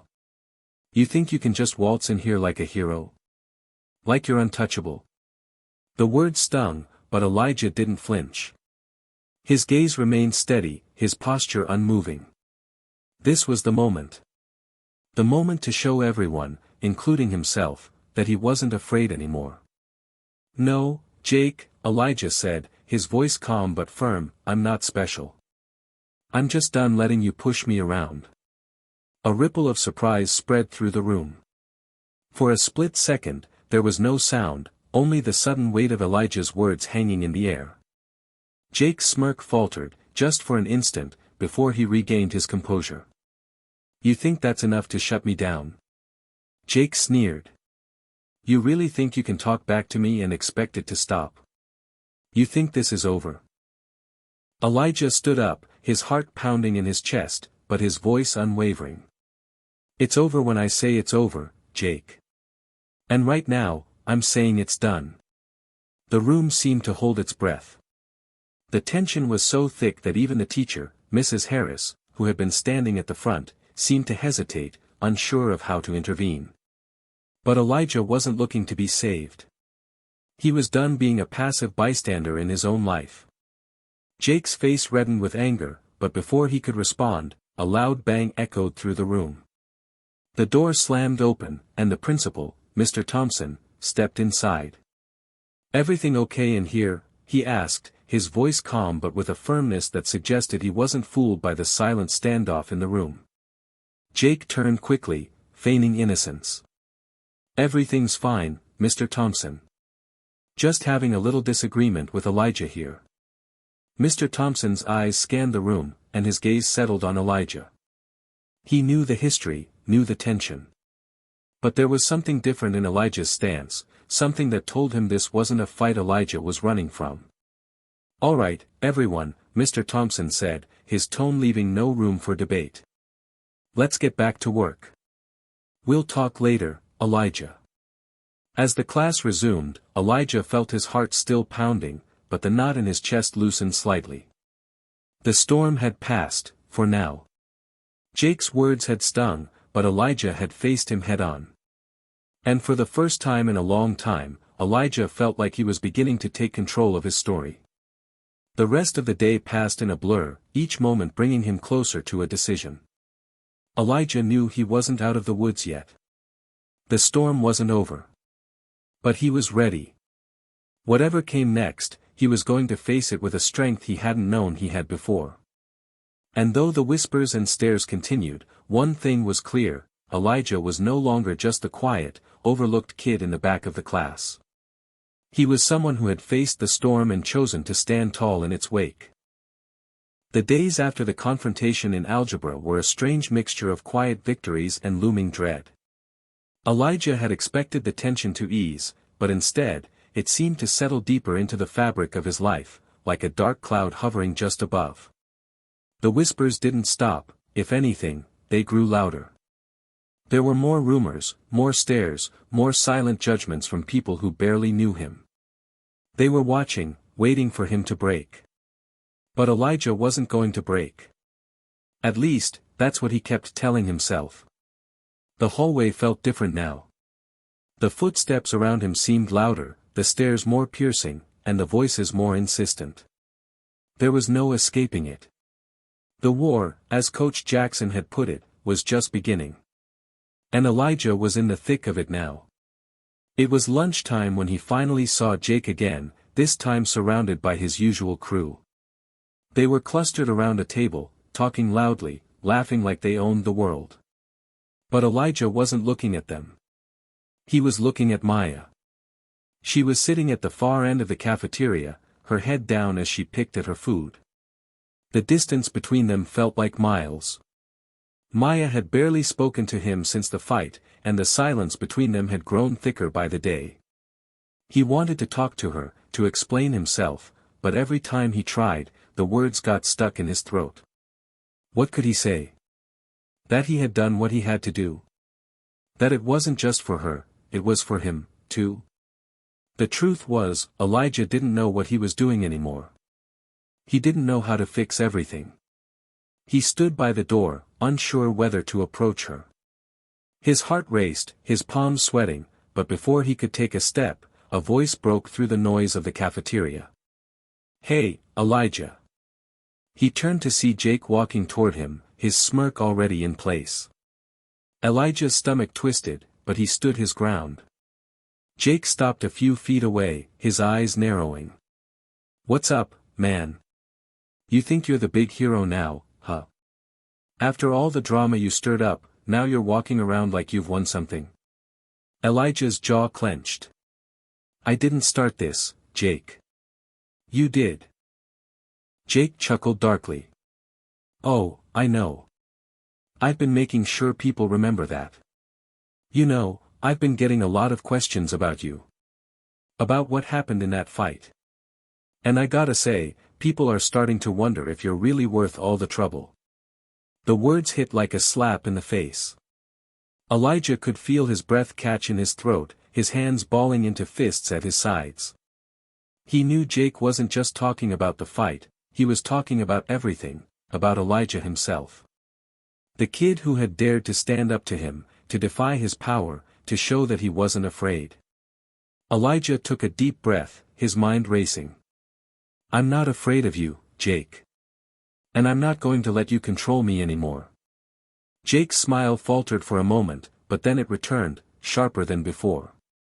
"You don't get it, do you, Elijah? This isn't just between us. It's bigger than that. You're not just some random kid anymore. You've got a target on your back, and I'm not the only one who's coming for you." The words hung in the air, thick with warning. Elijah's heart pounded, his chest tightening. He had known the fight wasn't going to end with one punch, but this was different. It wasn't just Jake anymore. It was everyone else, too. The whole school had taken sides, and Elijah had become the enemy. The kid who dared to stand up for himself. Jake turned to leave, tossing one last taunt over his shoulder. "You'll see. You'll see what happens when you don't know your place." Elijah stood there, frozen for a moment, his mind reeling. Bigger than that? The idea that this was more than just a schoolyard fight, it was a war for control, a battle for power, was suddenly all too real. And the consequences weren't just going to affect him. They were going to affect everyone he cared about. The rest of the day felt like a blur. Every moment, every class, every hallway was filled with the knowledge that things were about to get worse. That the pressure was only going to mount until something gave. When the final bell rang, Elijah gathered his things quickly and left the classroom without looking back. The world outside seemed brighter somehow, but it didn't offer him any relief. He walked through the parking lot, his steps heavy, his thoughts clouded with doubt and anger. He stopped in front of his car, staring at the windshield for a long moment. His reflection stared back at him, tired and worn, a version of himself he didn't recognize. What have I done? He thought, the question echoing in his mind. But as soon as the thought came, another one followed: what else can I do? The decision had been made. There was no turning back now. It wasn't until he was halfway home that he saw it, the message. His phone buzzed in his pocket. At first, he didn't want to check it. He didn't want to see what more drama had been stirred up. But curiosity got the better of him, and he pulled the phone out of his pocket, unlocking the screen. It was a text from Maya. "We need to talk." His heart skipped a beat. Elijah didn't even think before he typed back. "About what?" The reply came seconds later. "About you. About everything." Elijah's fingers trembled as he typed a response. "Meet me after school tomorrow. We'll talk then." He stared at the screen for a moment, the weight of the message sinking in. Tomorrow. That would be the day everything would come to a head. The day he would have to face not just Maya, but the consequences of his decisions. Elijah didn't know what would happen next. He didn't know how things would play out. But one thing was clear: the reckoning had arrived. And whether he was ready for it or not, he was going to face it head-on. The night before their meeting, Elijah barely slept. His thoughts kept spiraling around the same questions. What was Maya going to say? Was it too late to fix things between them? The silence that had hung between them for days felt unbearable now, and the weight of their unspoken words pressed down on his chest. He kept replaying the last time they'd really talked, the day of the fight, and the way she had looked at him afterward, like something had shifted between them, something that couldn't be undone. What had she been thinking when she didn't stand up for him? Had she been scared? Had she been embarrassed? But then again, what had Elijah expected? Maya had never asked for him to fight back. She had always been the peacekeeper, the one who tried to smooth things over. Maybe she didn't know how to handle the storm Elijah had just unleashed. By morning, he was exhausted, both physically and emotionally. The tension had built to the point where his nerves were raw. Every part of him screamed to avoid the confrontation, to run and pretend everything was fine. But deep down, Elijah knew he couldn't. Not anymore. At school, everything felt different. His every step was weighted, and he could feel the eyes of his classmates on him as he walked through the hallways. The whispers continued, but there was something else now, a sense of anticipation, like they were all waiting to see how this story would end. Elijah's phone buzzed in his pocket as he sat in algebra. He didn't need to look to know who it was. Maya.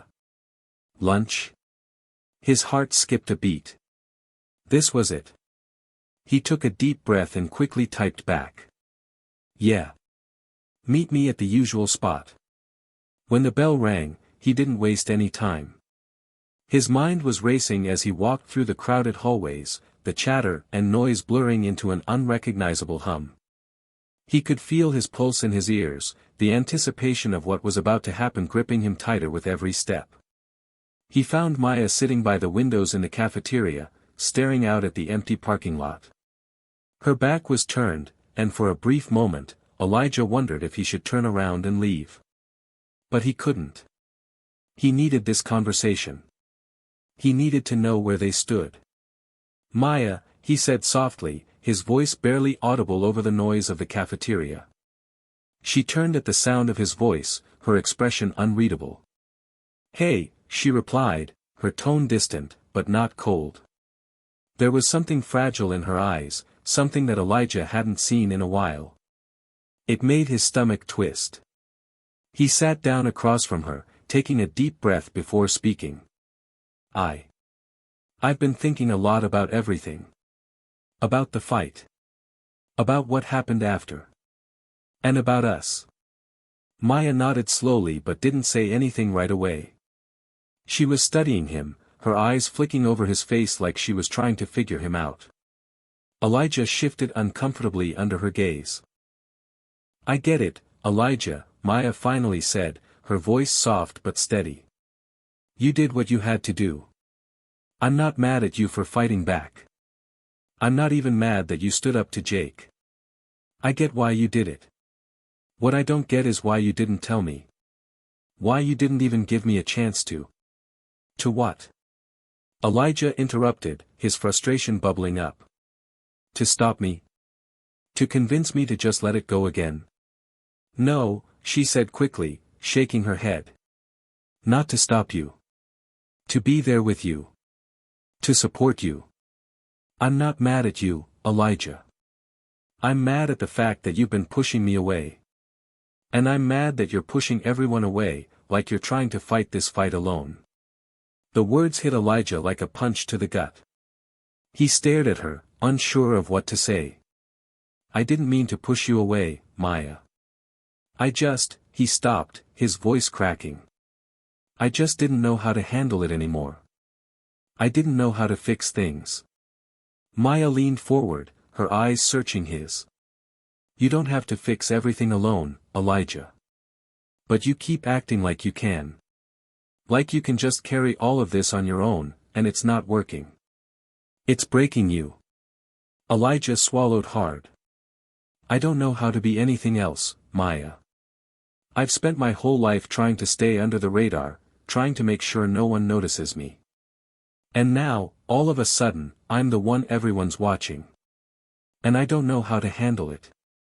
Maya's expression softened, and she reached across the table, her hand hovering just above his. "Elijah, you've been seen for a long time. You just never let anyone see the real you." Elijah felt a lump form in his throat. Her words were like a lifeline, but at the same time, they cut deeper than he expected. He hadn't wanted to be seen. He hadn't wanted anyone to notice the cracks, the vulnerability. He hadn't wanted to be the person who stood out, who would eventually be targeted. "I don't know who I am, Maya," he admitted quietly, his voice barely above a whisper. "I thought I did, but now everything feels so messed up." Maya's hand finally found his, and she gave it a reassuring squeeze. "You don't have to know everything right now. You just need to know that you don't have to face this alone. You have me. You have us. You just have to trust us enough to let us in." Elijah closed his eyes, the weight of her words pressing down on him. It was as though the dam he had built around his emotions was starting to crack, and everything he had been holding in for so long was rushing to the surface. The fear, the pain, the uncertainty, it was all coming at him in a tidal wave. "I don't know if I can," he whispered, barely able to hear himself over the roar of his thoughts. "You can," Maya said firmly, her voice steady. "You're stronger than you think. And no matter what happens next, I'm here. We're here." For the first time in what felt like forever, Elijah didn't feel so alone. Maya's words, her presence, gave him something to hold on to. The storm was still coming, but maybe he didn't have to face it on his own. As the bell rang to signal the end of lunch, Elijah felt the tension in his chest ease just a little. The reckoning wasn't over, but at least for the first time in a long time, he felt like he had a chance to make it through. The days after the conversation with Maya felt like a strange balancing act. On one hand, Elijah was carrying the weight of knowing he wasn't alone anymore. He had someone who cared, someone who understood him. On the other hand, the school felt more dangerous than ever, as though the walls were closing in on him. Jake's words still echoed in his mind, and he could feel the tension building like a storm on the horizon. It wasn't just Jake anymore. It was everyone. And the worst part? Elijah knew the fight was far from over. The next morning, the rumors hit him hard. It started in the halls, whispers that bounced off lockers and classrooms, finding their way into Elijah's ears. He didn't have to look far to see what was happening. Jake's crew had started to spread stories about Elijah being too weak to stand up for himself, about how he was just looking for attention. They painted him as a victim, a kid who had no business getting into a fight. They had twisted the narrative to fit their story. Elijah wasn't sure if they truly believed it or if they were just trying to make him feel small. Either way, it stung. The more the rumors spread, the more isolated he felt. He couldn't just hide anymore. His fight with Jake had opened a door, and now he couldn't close it. At lunch, Maya met him at their usual spot in the cafeteria. Her face was grim, her eyes searching his, as though trying to read his every emotion. Elijah could tell she knew what was happening, but she didn't say anything at first. Instead, she sat down across from him and watched him carefully, as though waiting for him to speak. "Jake spreading rumors again," Elijah said flatly, pushing his food around with his fork. He didn't have an appetite, but the distraction of the food was all he had. Maya nodded. "I heard. Do you think people will believe it?" Elijah's voice trembled, though he tried to sound confident. "Do you think they'll believe I'm some joke?" Maya reached across the table, taking his hand in hers. The warmth of her touch was comforting, but it didn't erase the dread gnawing at his insides. "Elijah, you can't control what other people think. You can only control how you respond." He clenched his jaw. "What if I'm not strong enough to keep fighting?" Maya's eyes softened, and for a moment, Elijah saw the weight of everything that had been said between them. The strain in their relationship, the distance that had been created. It was all visible in her gaze now. "You are strong enough, Elijah. I believe in you. But you can't fight this battle alone anymore. It's not just about standing up to Jake. It's about standing up for who you really are. Don't let them tell you who you are.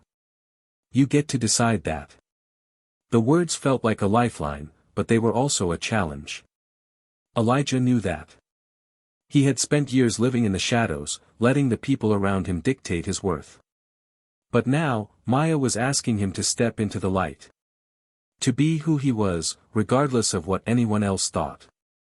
He wanted to believe her. He did believe her. But the weight of the situation still felt suffocating. As the bell rang to signal the end of lunch, Elijah gathered his things in silence. Maya didn't say another word, but she gave him a small, encouraging smile as she stood up. It was enough to remind him that, for the first time in a long time, he wasn't standing on his own. The next few days were a blur of escalating tension. Jake and his crew began to target Elijah more directly, spreading rumors, calling him names, and finding new ways to make him feel like an outsider. They would pass by him in the hallways, shoving him into lockers, laughing at his expense. They wanted him to break, to show weakness, to prove that he didn't belong. Elijah had always been the quiet kid, the one who stayed under the radar. But now, it felt like there was nowhere to hide. Every step he took was watched, every move scrutinized.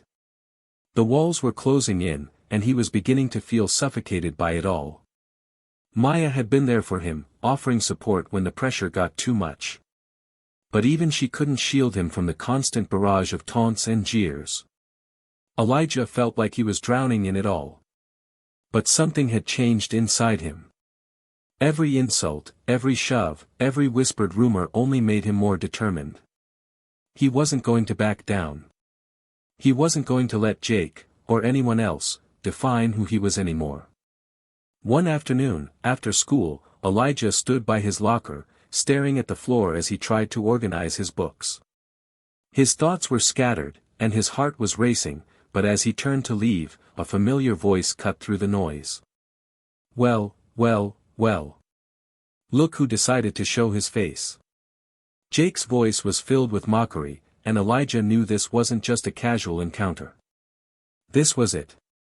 Jake had been looking for a reason to finish what he started. Elijah had no choice but to face him. "What do you want, Jake?" Elijah asked, keeping his voice steady, though his pulse was hammering in his ears. "Oh, nothing much," Jake said, his grin widening. "Just thought we'd finish our little chat from last time. You know, get things settled once and for all." Elijah's stomach churned. He could feel the eyes of his classmates on him as they began to gather around, forming a circle. The pressure was mounting. The tension was palpable. But Elijah refused to let his fear control him. "I'm not scared of you, Jake," Elijah said, his voice rising despite the knot in his chest. "You don't get to control me anymore. You never did." Jake laughed, the sound cruel and hollow. "You think you've won? You think this is over? You're just a kid who thinks he can take on the world, Elijah. You're not built for this." The word stung, but Elijah's resolve only grew stronger. "Maybe I'm not built for it. But I'm going to fight anyway." And with that, the crowd fell silent. Elijah stood there, facing Jake, but for the first time, he felt something shift inside him, a sense of clarity. He wasn't alone in this fight. He had Maya, and he had himself. That was enough.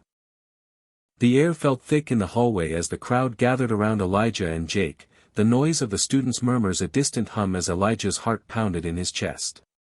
He could hear every word Jake said, every sneer, but this time, something inside Elijah clicked. He wasn't the same kid who had walked through these halls a month ago, invisible, small, and scared. He wasn't the quiet, unseen boy who let the insults and whispers slide off his shoulders. No. He was standing here now, facing his tormentor, not backing down. Jake's eyes were cold, calculating. He had that familiar smirk, the one Elijah had seen 100 times before. But this time, Elijah wasn't intimidated. "You really think you can stand up to me?" Jake said, his voice a taunting growl. "You're not worth the time, Elijah. You never were." Elijah stood tall, shoulders squared, his hands clenched into fists at his sides. "You've been trying to break me for months, Jake," he said, his voice steady and strong. "But here I am. I'm still standing. You're not gonna get to tear me down anymore. I'm done being your punching bag." Jake let out a humorless laugh, his friends standing behind him, their eyes glinting with amusement. "A little late for that, don't you think?" Jake sneered, stepping forward, closing the gap between them. Elijah didn't flinch. He refused to back down, even as Jake took another step closer, towering over him. The noise of the students grew louder now, like a wave crashing over him. But Elijah's focus remained locked on Jake. "I'm not afraid of you anymore," Elijah said, his voice barely above a whisper, but it felt like a roar in his chest. "You don't control me. And I'm not letting you or anyone else make me feel small anymore." Jake's expression faltered for a brief moment, the cocky grin slipping from his face. But only for a second.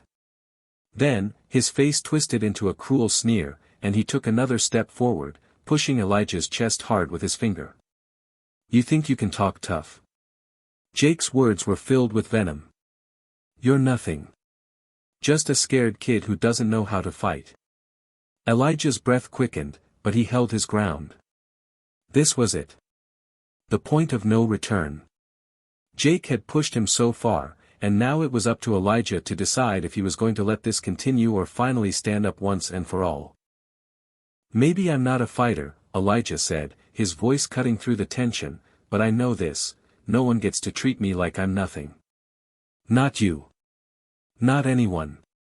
Jake's face twisted with rage as he shoved Elijah again, harder this time. The crowd around them gasped, but Elijah's heart didn't race. His chest tightened, but it wasn't fear that twisted inside him anymore. It was something else. Something stronger. He was done being afraid. The bell rang then, signaling the end of the school day. But it didn't matter. The air was still charged, crackling with anticipation. Elijah didn't look away from Jake. His eyes were locked in a stare down, but it was no longer a challenge. It was a declaration. "Step back, Jake," Elijah said, his voice firm, unwavering. "You're not going to break me. You've been trying for months, but I'm still here. And I'm not going anywhere." The crowd watched in stunned silence. They had expected a fight, a physical confrontation, but instead, they were witnessing something else entirely. Elijah wasn't backing down. He was standing his ground, not with violence or anger, but with resolve. His strength wasn't in his fists. It was in his ability to stay true to himself, to resist the pull of fear and intimidation that had held him back for so long.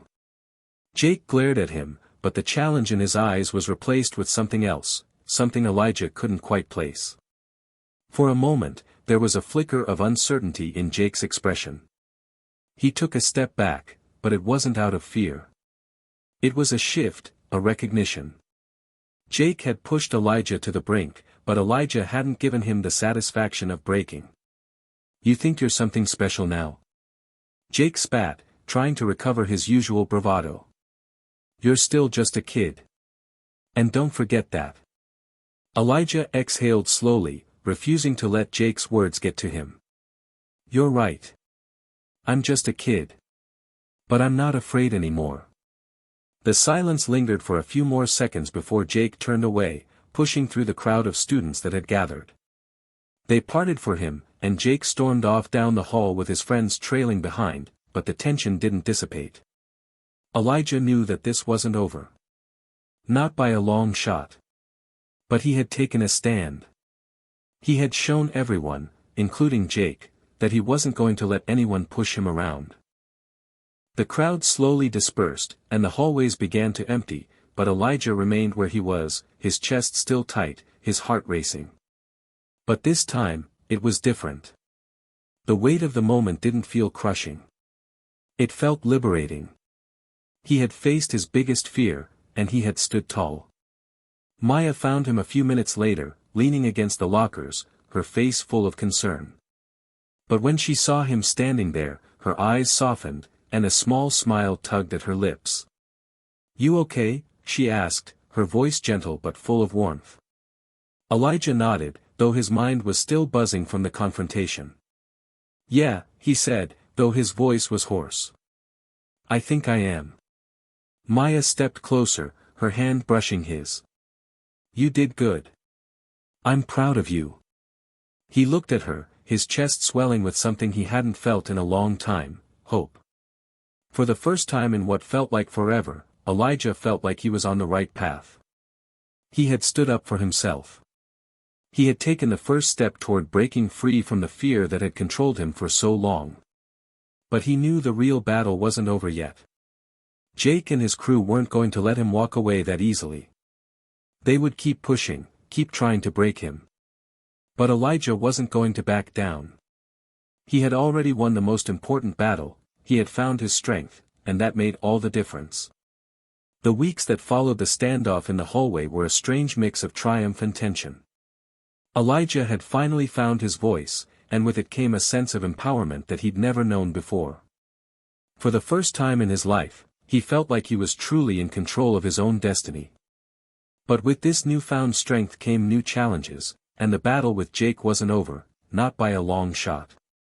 It wasn't long before Jake began to escalate things, pushing harder, playing dirtier, and doing whatever it took to make Elijah's life even more miserable. At first, it was subtle, snide comments when no one was watching, small acts of sabotage in the halls. But soon, the attacks grew more direct, and the whispers turned into open hostility. One day, after gym class, Elijah opened his locker to find his gym bag slashed open, its contents strewn across the floor. His textbooks were missing, his shoes were tossed across the room, and his jacket, the one his mom had bought him for Christmas, was covered in something sticky and foul-smelling. Elijah stood there for a moment, stunned, his stomach turning.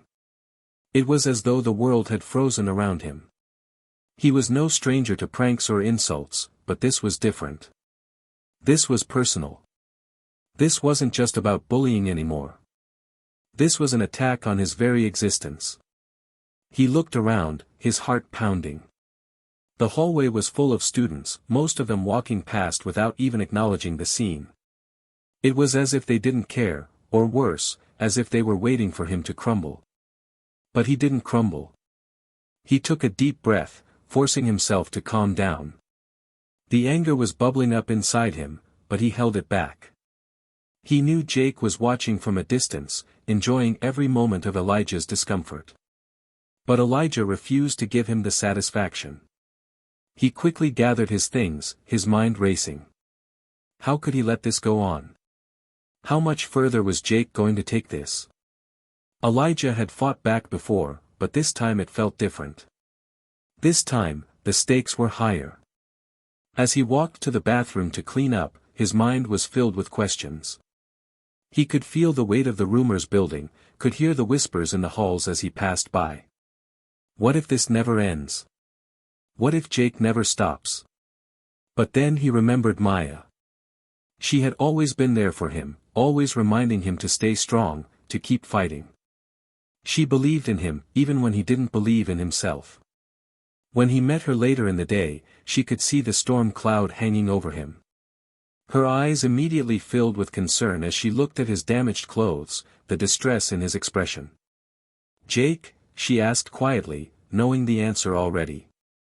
Elijah nodded, his jaw clenched. "He's taking it too far now, Maya. He's not just messing with me anymore. He's trying to break me." Maya's face softened, but there was no pity in her eyes. She had seen Elijah at his lowest, and she had seen him rise from it. "You're not broken, Elijah. You're stronger than you think." "I don't feel strong," Elijah said, his voice shaking with frustration. "I feel like I'm drowning. Every time I think I can get past it, something else happens. It's like he's trying to push me into a corner, make me fight him, make me snap." Maya stepped closer, her hand resting on his shoulder. "You don't have to fight him the way he wants you to. You don't have to sink to his level. But you can stand up for yourself. You can make sure he knows that he doesn't get to control you anymore." Elijah felt a spark of something inside him. He had been playing by Jake's rules for too long, reacting to everything Jake did, letting Jake dictate the terms of their fight. But maybe it was time for a new approach. Maybe it was time to take control, to change the narrative entirely. "I don't know if I can keep doing this," Elijah admitted. "What if he just doesn't stop?" "He will," Maya said firmly. "But only if you let him. The longer you let him drag you down, the more power he has over you. You don't need to let him win." Elijah nodded slowly, taking in her words. He wasn't sure what the next step was, but he knew he couldn't let Jake break him. Not now. Not ever. The next day, as Elijah walked into school, he could feel the eyes on him again. The whispers, the judgment, the fear that had been there before. It was all back. But this time, he didn't shrink away.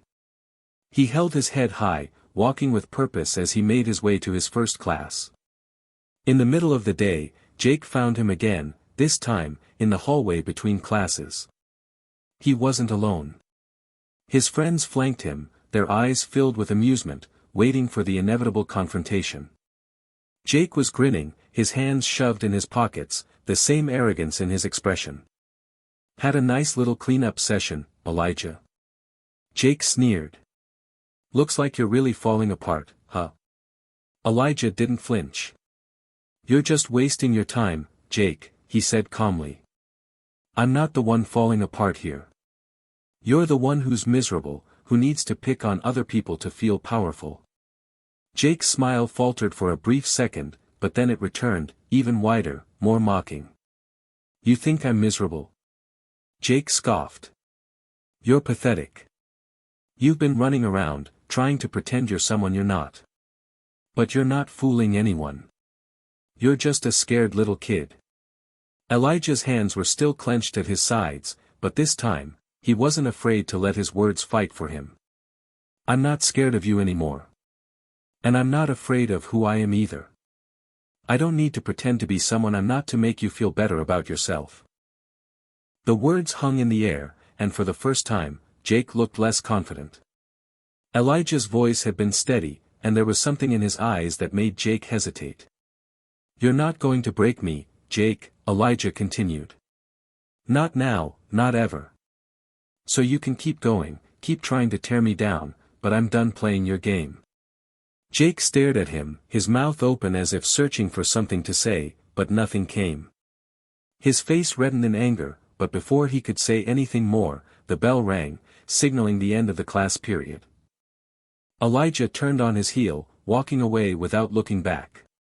He didn't need to.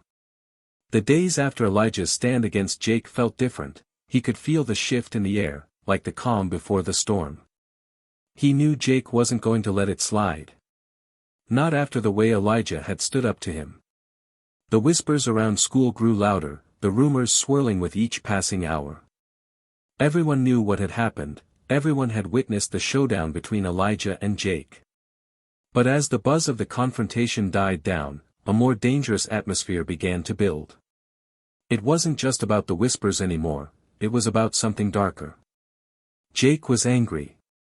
Elijah could see it in the way he glared at him between classes, the way his friends looked at him with suspicion and mockery. The tension was palpable, and it was clear Jake wasn't going to stop until Elijah had been completely humiliated, knocked back into the corner he'd been so comfortable in before. The next week, it happened. It started with small things, trips in the hallways, books knocked out of his hands when no one was around, insults whispered in passing. It felt like a game to Jake, a way to chip away at Elijah bit by bit, trying to wear him down. But this time, Elijah didn't flinch. He didn't give Jake the satisfaction of showing that his actions were working. Then came the message. Elijah found it on his locker one morning, a note shoved into the crack of the door. He pulled it out cautiously, knowing the kind of trouble it might bring. The note read: "You want a real fight? You got one. I'm going to destroy you. Get ready." His hands trembled as he read the words. Jake had crossed a line. This wasn't just about mocking him or embarrassing him anymore. It was a threat. And it wasn't just a threat to his reputation, it was a threat to his safety. Elijah stared at the note, his mind racing. He knew he had made it clear to Jake that he wouldn't back down. He knew Jake had seen that. But he hadn't expected it to escalate this quickly. And he certainly hadn't expected it to turn into something so dangerous. He walked through the rest of the school day with a heavy heart, the note still tucked into his pocket. His thoughts kept circling back to Maya. She had been so supportive, so sure of him. But what if he couldn't handle this? What if Jake's threats weren't empty after all?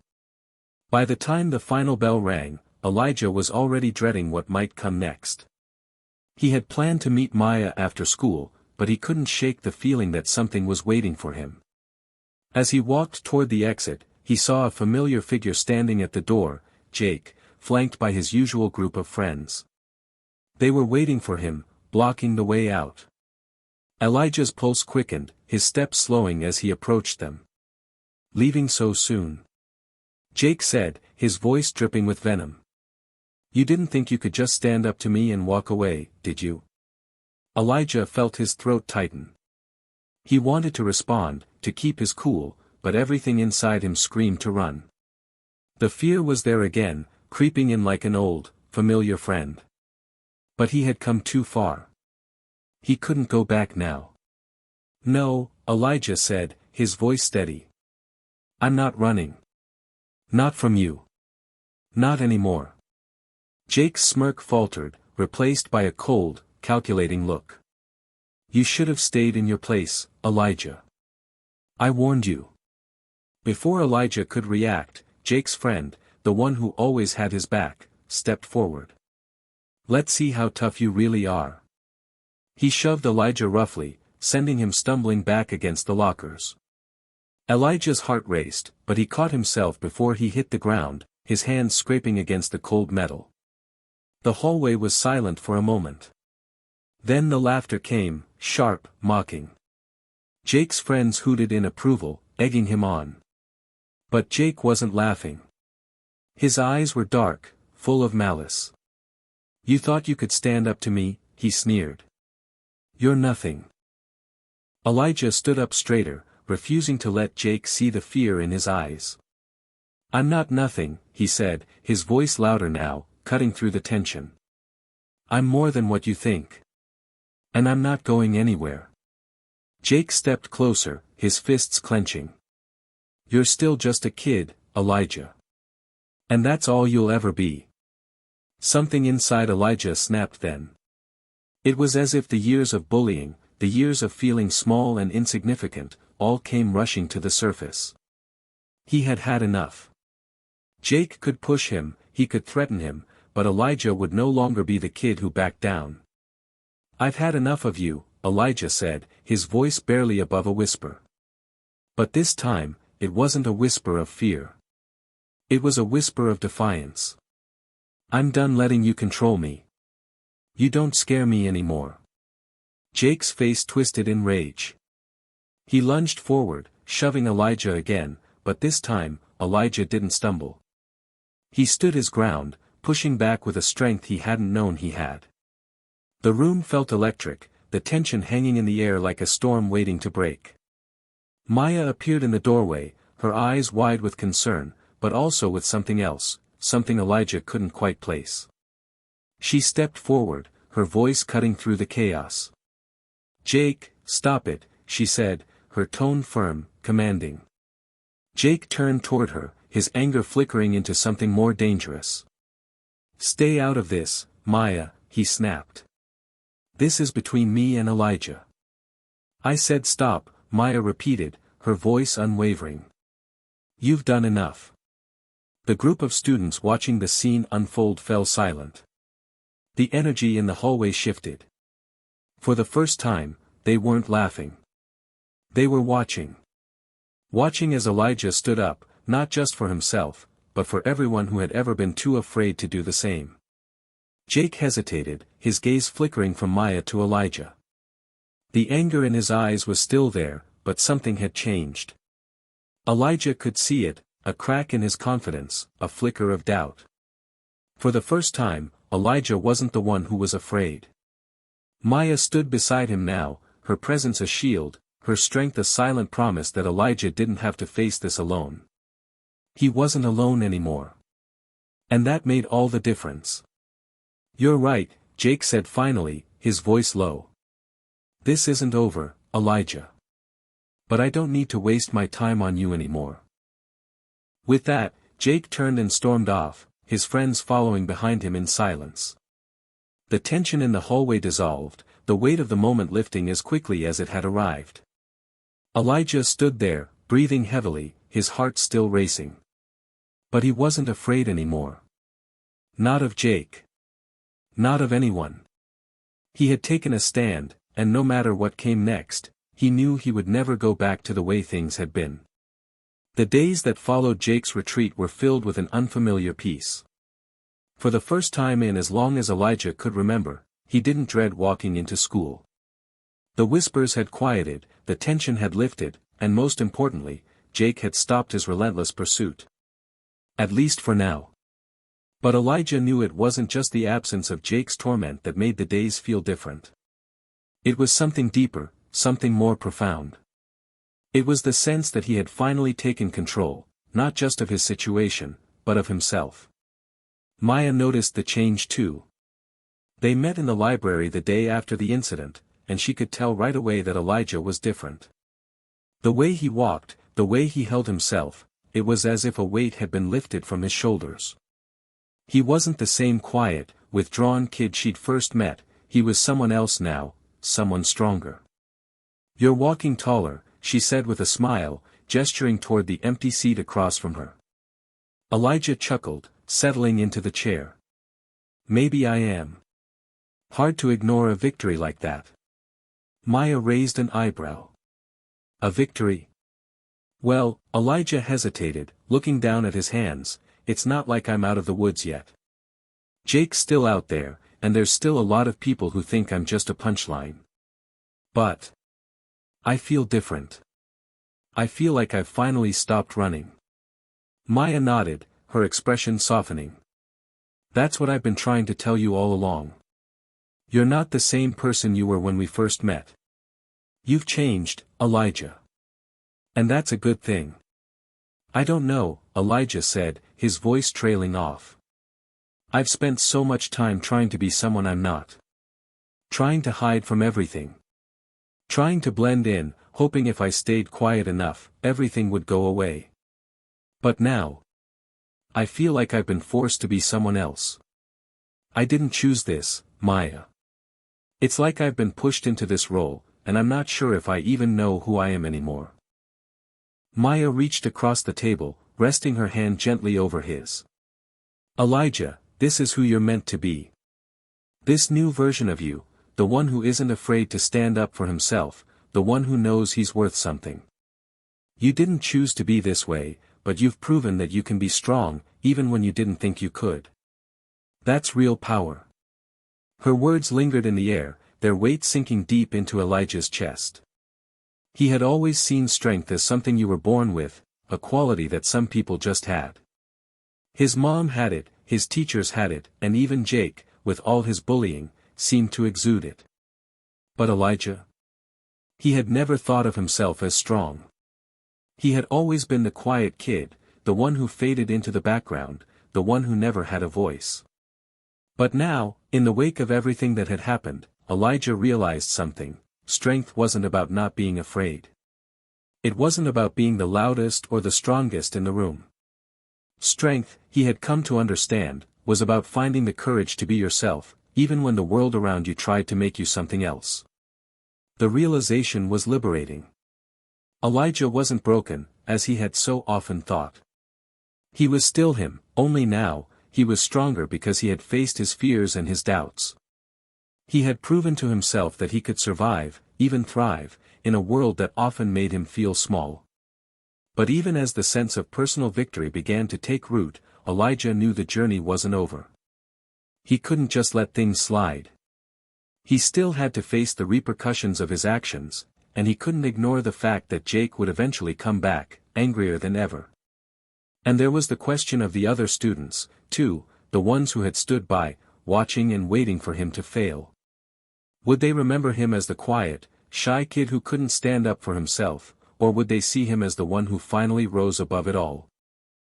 It was the uncertainty that gnawed at him. He couldn't let the past dictate his future. He had come this far, but now it was time to truly own who he was. No more hiding. No more pretending to be something he wasn't. As he left the library later that day, his thoughts were consumed by this new sense of purpose. He didn't need anyone's approval. He didn't need to be the hero everyone expected him to be. He just needed to be Elijah. And that, in itself, was enough. The next week, Jake finally made his move. It was after school, as Elijah was walking to his bus, when he saw Jake standing by the fence near the parking lot. His usual gang was nowhere in sight, but there was a grim look on Jake's face that sent a cold shiver through Elijah's spine. "Don't think you've won, Elijah," Jake called out, his voice carrying across the quiet parking lot. "I'll make sure you regret ever crossing me." Elijah stopped in his tracks, facing Jake. He felt that familiar rush of anxiety, but this time it was different. He wasn't scared. He wasn't backing down. He had come too far to be afraid now. "You think I care about your threats?" Elijah asked, his voice steady. "You don't scare me anymore, Jake. Not even a little." Jake's eyes narrowed.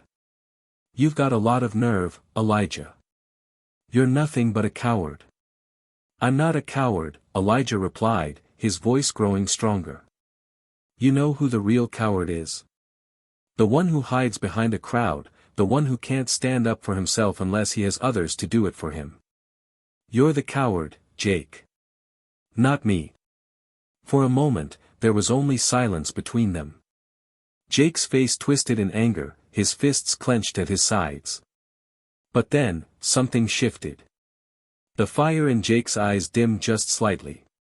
He wasn't sure how to respond, and for a brief moment, Elijah could see the insecurity underneath the anger. "I don't need to do this anymore," Jake muttered, turning away. "You've got your little moment of glory, Elijah.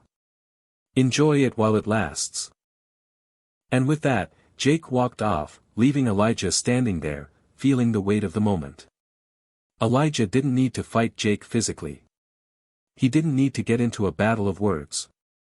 He had already won. Not because of anything Jake had done, but because Elijah had finally come to terms with who he was.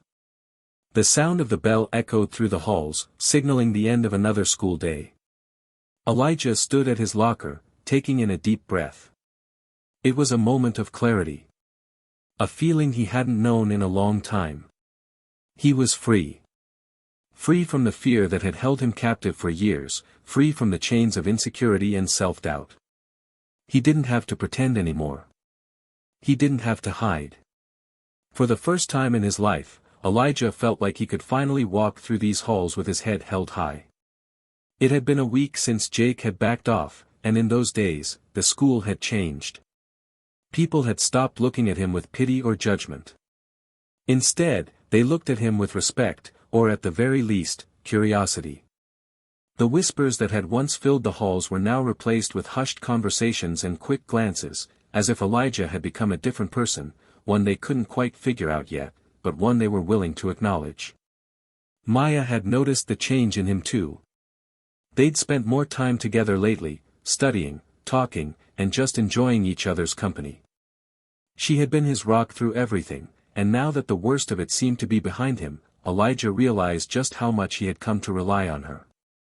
She was his friend, his support system, but also someone who saw him for who he truly was, someone who had been with him during the darkest moments and was still standing by his side as he walked into the light. "Hey," Maya greeted, walking up behind him with a grin. "I saw you staring at your locker like it holds the answers to life. What's going on?" Elijah smiled, his eyes still taking in the newness of everything. "I guess I'm just thinking about how far I've come. A few months ago, I was a ghost, just trying to make it through the day. Now, it feels like the world's opened up." Maya raised an eyebrow, clearly amused. "You've definitely changed. You're a lot more confident now." "I think it's more than that," Elijah replied. "I've stopped caring about what people think. I'm finally starting to live for myself." Maya's grin softened. "That's a big step, Elijah. I'm proud of you." The word struck something deep inside him. A warmth he hadn't realized he'd been missing. Elijah had spent so much of his life afraid of being seen, of standing out, and now, Maya had made him realize how important it was to be seen, not just by others, but by himself. "I couldn't have done it without you," he said, his voice quiet but sincere. "You've been here through everything. I wouldn't be here without you." Maya smiled, the affection in her eyes unmistakable. "You'd be fine on your own. But I'm glad I got to be part of your journey. You've come a long way, Elijah." For a moment, they just stood there, letting the silence settle around them, two friends who had shared more than their fair share of struggles and triumphs. The world seemed to hum with the promise of new beginnings, new challenges, and new experiences. Elijah felt the weight of everything that had happened, his battles with fear, Jake, and even himself, but in that moment, it didn't feel heavy anymore. It was just part of his story. And that story wasn't over. Elijah had learned that strength wasn't something you were born with, nor was it something you could ever take for granted. It was earned.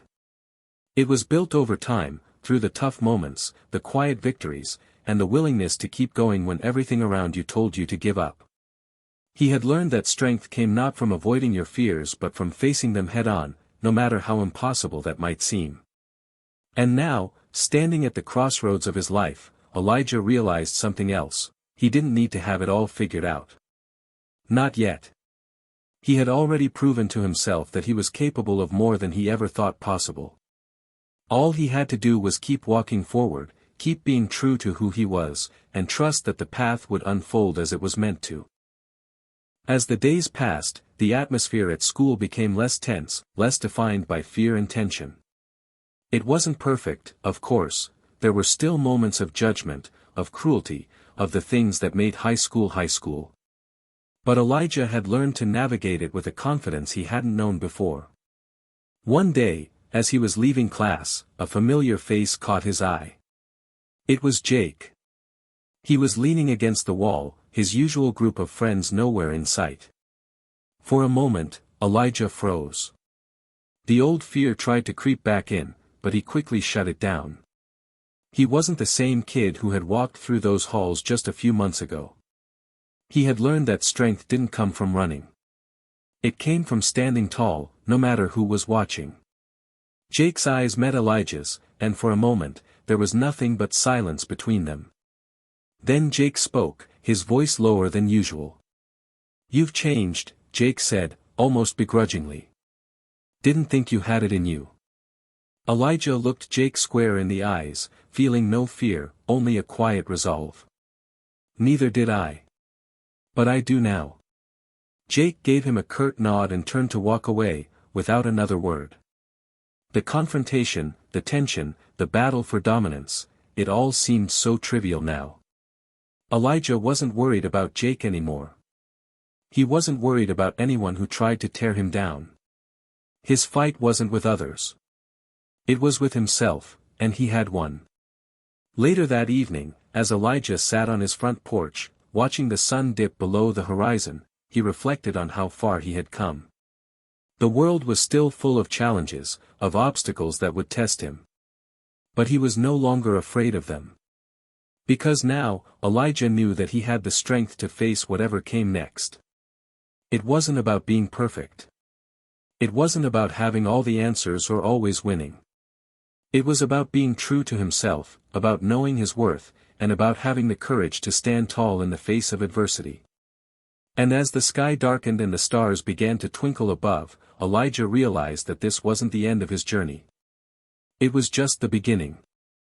Elijah had always thought that once he overcame Jake, once he stood up for himself, things would fall into place. He imagined that the days would become easier, the whispers and the bullying would fade into the background, and he would be able to move forward without the constant weight of fear hanging over him. But as the weeks passed, Elijah began to realize that the battle he had fought was just the first step in a much larger war. The weight of school still pressed down on him, though it was no longer as crushing as it had been before. What he didn't expect, however, was that his internal struggles, the ones he had hidden from for so long, were the hardest to fight. It was a Tuesday morning when Elijah found himself once again at his locker, staring blankly at the contents of his backpack. His mind was racing, thoughts colliding with one another. Though he had won the external battles, his sense of self was still fragile. Every day was a negotiation with his fears, his doubts, and his insecurities. He had told himself that he wasn't afraid anymore, but the truth was, sometimes the fear crept back in quietly, like a shadow in the corner of his mind.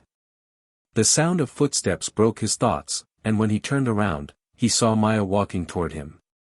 Her bright smile was a comfort, a constant in the chaos of his life. "Hey," she greeted, leaning against the locker next to his. "You okay?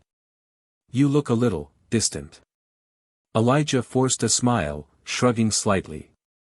"Just thinking about stuff. You know, the usual." Maya raised an eyebrow.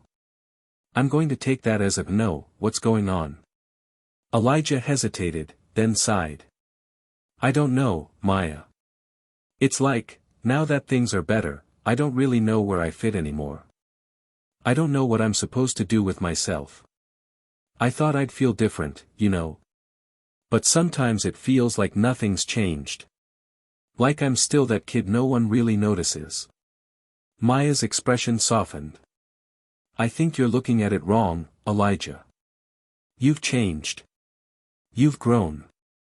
The problem is that you're still measuring yourself against who you were, not who you're becoming. And that's not fair to you." Elijah stared at her, his mind processing her words. I guess I'm scared that once everything calms down, I'll just go back to being invisible. The quiet kid who blends into the background. I don't know if I'm strong enough to keep this up." Maya placed a reassuring hand on his shoulder. "You are. The fact that you're even thinking about this means you're not going back. You're not running away from who you were, Elijah. You're building something new, and it's not going to be easy. But that's okay. It's supposed to be hard. That's how you know you're growing." "I don't know if I can keep growing. What if I get stuck again?" Elijah muttered, his voice tinged with doubt.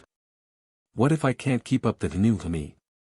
What if I'm just fooling myself? Maya smiled gently, meeting his gaze. If you fall, you get up again. That's all any of us can do. No one expects you to be perfect. But you're not the same person you were, and that's a fact. Elijah nodded slowly, still uncertain but comforted by her words. There was a weight to them that he couldn't shake. He knew she was right, he wasn't the same anymore. But it wasn't about who he had been. It was about who he was becoming, one day at a time. As they walked toward their next class, Elijah couldn't help but wonder how much of this new version of himself was truly his own and how much had been shaped by circumstances. He had taken a stand against Jake, but was that the only way to prove his strength? Was there more to him than just surviving? More to life than just getting by? That afternoon, Elijah's thoughts were interrupted by a familiar face. Jake was standing by the entrance to the cafeteria, his arms crossed over his chest as he watched Elijah approach.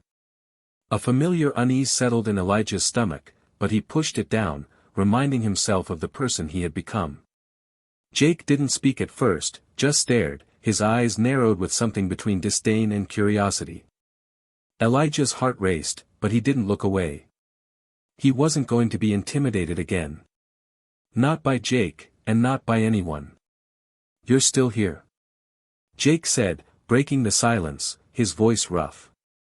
I thought you'd have disappeared by now, like the rest of the losers who tried to make a name for themselves.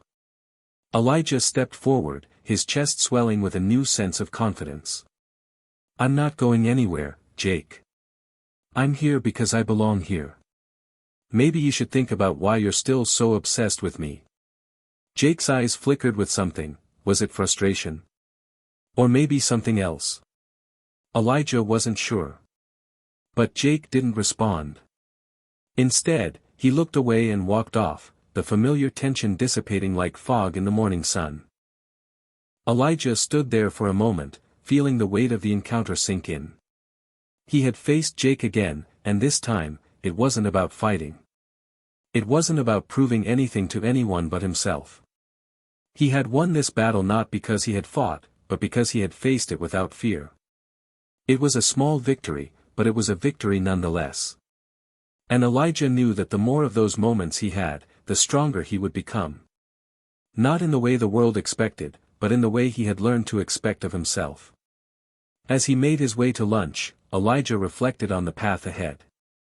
The weight of his past still lingered in the background, but it didn't define him anymore. He wasn't perfect, he wasn't even close, but he was growing. And that was enough for now. That evening, Elijah sat in his room, looking out the window as the sky faded to twilight. The streetlights flickered to life, casting long shadows on the pavement below. His thoughts were quiet now, more peaceful than they had been in months. The journey was far from over. Elijah still had battles to fight, both seen and unseen. But for the first time in a long while, he felt ready. Because he knew that no matter what came next, he had the strength to face it.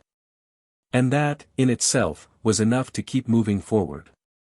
The days following Elijah's encounter with Jake felt like a turning point. It wasn't just about standing up to Jake, though that was part of it, it was about something deeper. Something that had shifted inside of him. Elijah no longer feared the inevitable moments when he would be tested. He didn't have the answers to everything, but he no longer needed to. He had learned the most important lesson of all: strength came from within. The last few weeks of school passed by in a blur of tests, homework, and fleeting conversations in the hallways. But for Elijah, it was different now. He no longer felt like he was merely going through the motions. He was living. Every step he took felt intentional, like he was becoming the person he was meant to be. It was a crisp, sunny Friday afternoon when Elijah stood by his locker, staring at the handful of final exams that would soon be behind him. The familiar rush of anxiety had been replaced with a sense of calm. He wasn't nervous anymore, he was ready. He had faced worse things than this, and he had overcome them. What were a few tests compared to everything he had fought through? Hey, Elijah. Maya's voice broke his thoughts, pulling him from his quiet reflection. She was standing at the end of the hallway, waving excitedly, her backpack slung over one shoulder. Elijah smiled, his heart light at the sight of her. She had been his anchor through everything, and she was still there, standing strong by his side. Hey, Maya. What's up? I just wanted to wish you good luck on your exams, she said, walking up to him. But, knowing you, you're probably already way ahead of the rest of us. Elijah chuckled, shaking his head. I'm not so sure about that. I've been so caught up in everything else lately that studying hasn't been top of my list. Maya grinned. Well, you've been doing plenty of other things. You're not the same Elijah I met at the beginning of the year. I've seen you grow, and I'm proud of you. Her words felt like a weight lifting off his shoulders. Elijah had struggled with his identity for so long, trying to figure out where he fit in. But Maya's acknowledgement made him realize something important: he didn't need to fit into anyone else's mold. He had grown into his own person, and that was more than enough. Thanks, Maya, Elijah said quietly. I honestly don't think I'd have made it without you. She shook her head, her smile soft but full of understanding. You would've. But I'm glad I got to be there for the journey. For the first time, Elijah realized that the people who truly cared about him had always seen his potential, even when he hadn't. And Maya was right, he was no longer the same person. He had become someone stronger, someone more self-assured. The exams were challenging, as expected, but Elijah found himself focusing more on the process than the outcome. He wasn't consumed by the pressure to perform perfectly. He was doing his best, and that was all that mattered. The old Elijah would have been racked with nerves, questioning every answer and doubting his abilities. But this new version of himself? He was present, calm, and grounded. By the time the last bell rang on the final day of school, Elijah was filled with a sense of accomplishment. Not because of the exams, but because of the personal growth he had achieved. He was walking away from this year with a deeper understanding of who he was, and who he was becoming. As he packed up his things, Elijah glanced across the hallway to see Jake standing by his locker. There was no confrontation this time, no lingering tension between them. Jake simply looked at Elijah, his expression unreadable, and then turned away. Elijah didn't feel a sense of victory or triumph in that moment. There was no need. He had already won. The old Elijah would have taken that as a signal that the battle was still ongoing, but not anymore. He had learned that not every fight needed to be fought. Not every confrontation required a response. Sometimes, letting go was the most powerful choice. Elijah walked outside, the warm sun hitting his face. The world felt different now, brighter, more open. He felt like he could breathe more easily, like a weight had been lifted. But he knew that this feeling wasn't something that could be taken for granted. The challenges would still come. The days wouldn't always be easy. But he was no longer afraid. Maya met him outside, holding her phone in one hand. Want to go grab some ice cream to celebrate? I know a place that's only a few blocks away. Elijah grinned. Sounds perfect. Let's go. As they walked side by side, there was a peaceful silence between them. It wasn't awkward or uncomfortable, it was just natural. Elijah realized that the moments like this, the simple ones, were the ones that meant the most. These were the moments that defined him now, not the bullying or the struggles or the fights. The truth was, Elijah had already come through the storm. The past no longer controlled him. His future was wide open, and it was up to him to make of it what he would. The next few weeks passed quickly, with Elijah enjoying the summer with his friends and family. It was a time of reflection and relaxation, but also one of preparation. He knew that the future wouldn't always be smooth sailing, but for the first time, he wasn't worried about it. He felt ready. Ready for whatever life would throw at him. In the quiet of one of those summer evenings, Elijah sat on his porch, watching the stars as they slowly filled the night sky. He thought about everything he had been through, everything he had learned. He realized how much of it had been within his own control all along. Strength wasn't about being tough or winning battles, it was about being true to yourself, about accepting that you were allowed to have flaws and still be worthy. Elijah closed his eyes, letting the cool breeze wash over him. He was finally at peace with who he was, and that was more than enough. The journey wasn't over. It would never be over. But for the first time, Elijah was excited for whatever came next. He had discovered the most powerful truth of all: no matter where life took him, he would always have the strength to face it. And with that realization, he smiled, ready for whatever came next. The future was his to shape. Hit subscribe and leave a comment with where you're watching from. This story might just spark a new beginning. What's one thing that always pushes you forward, even when things get tough?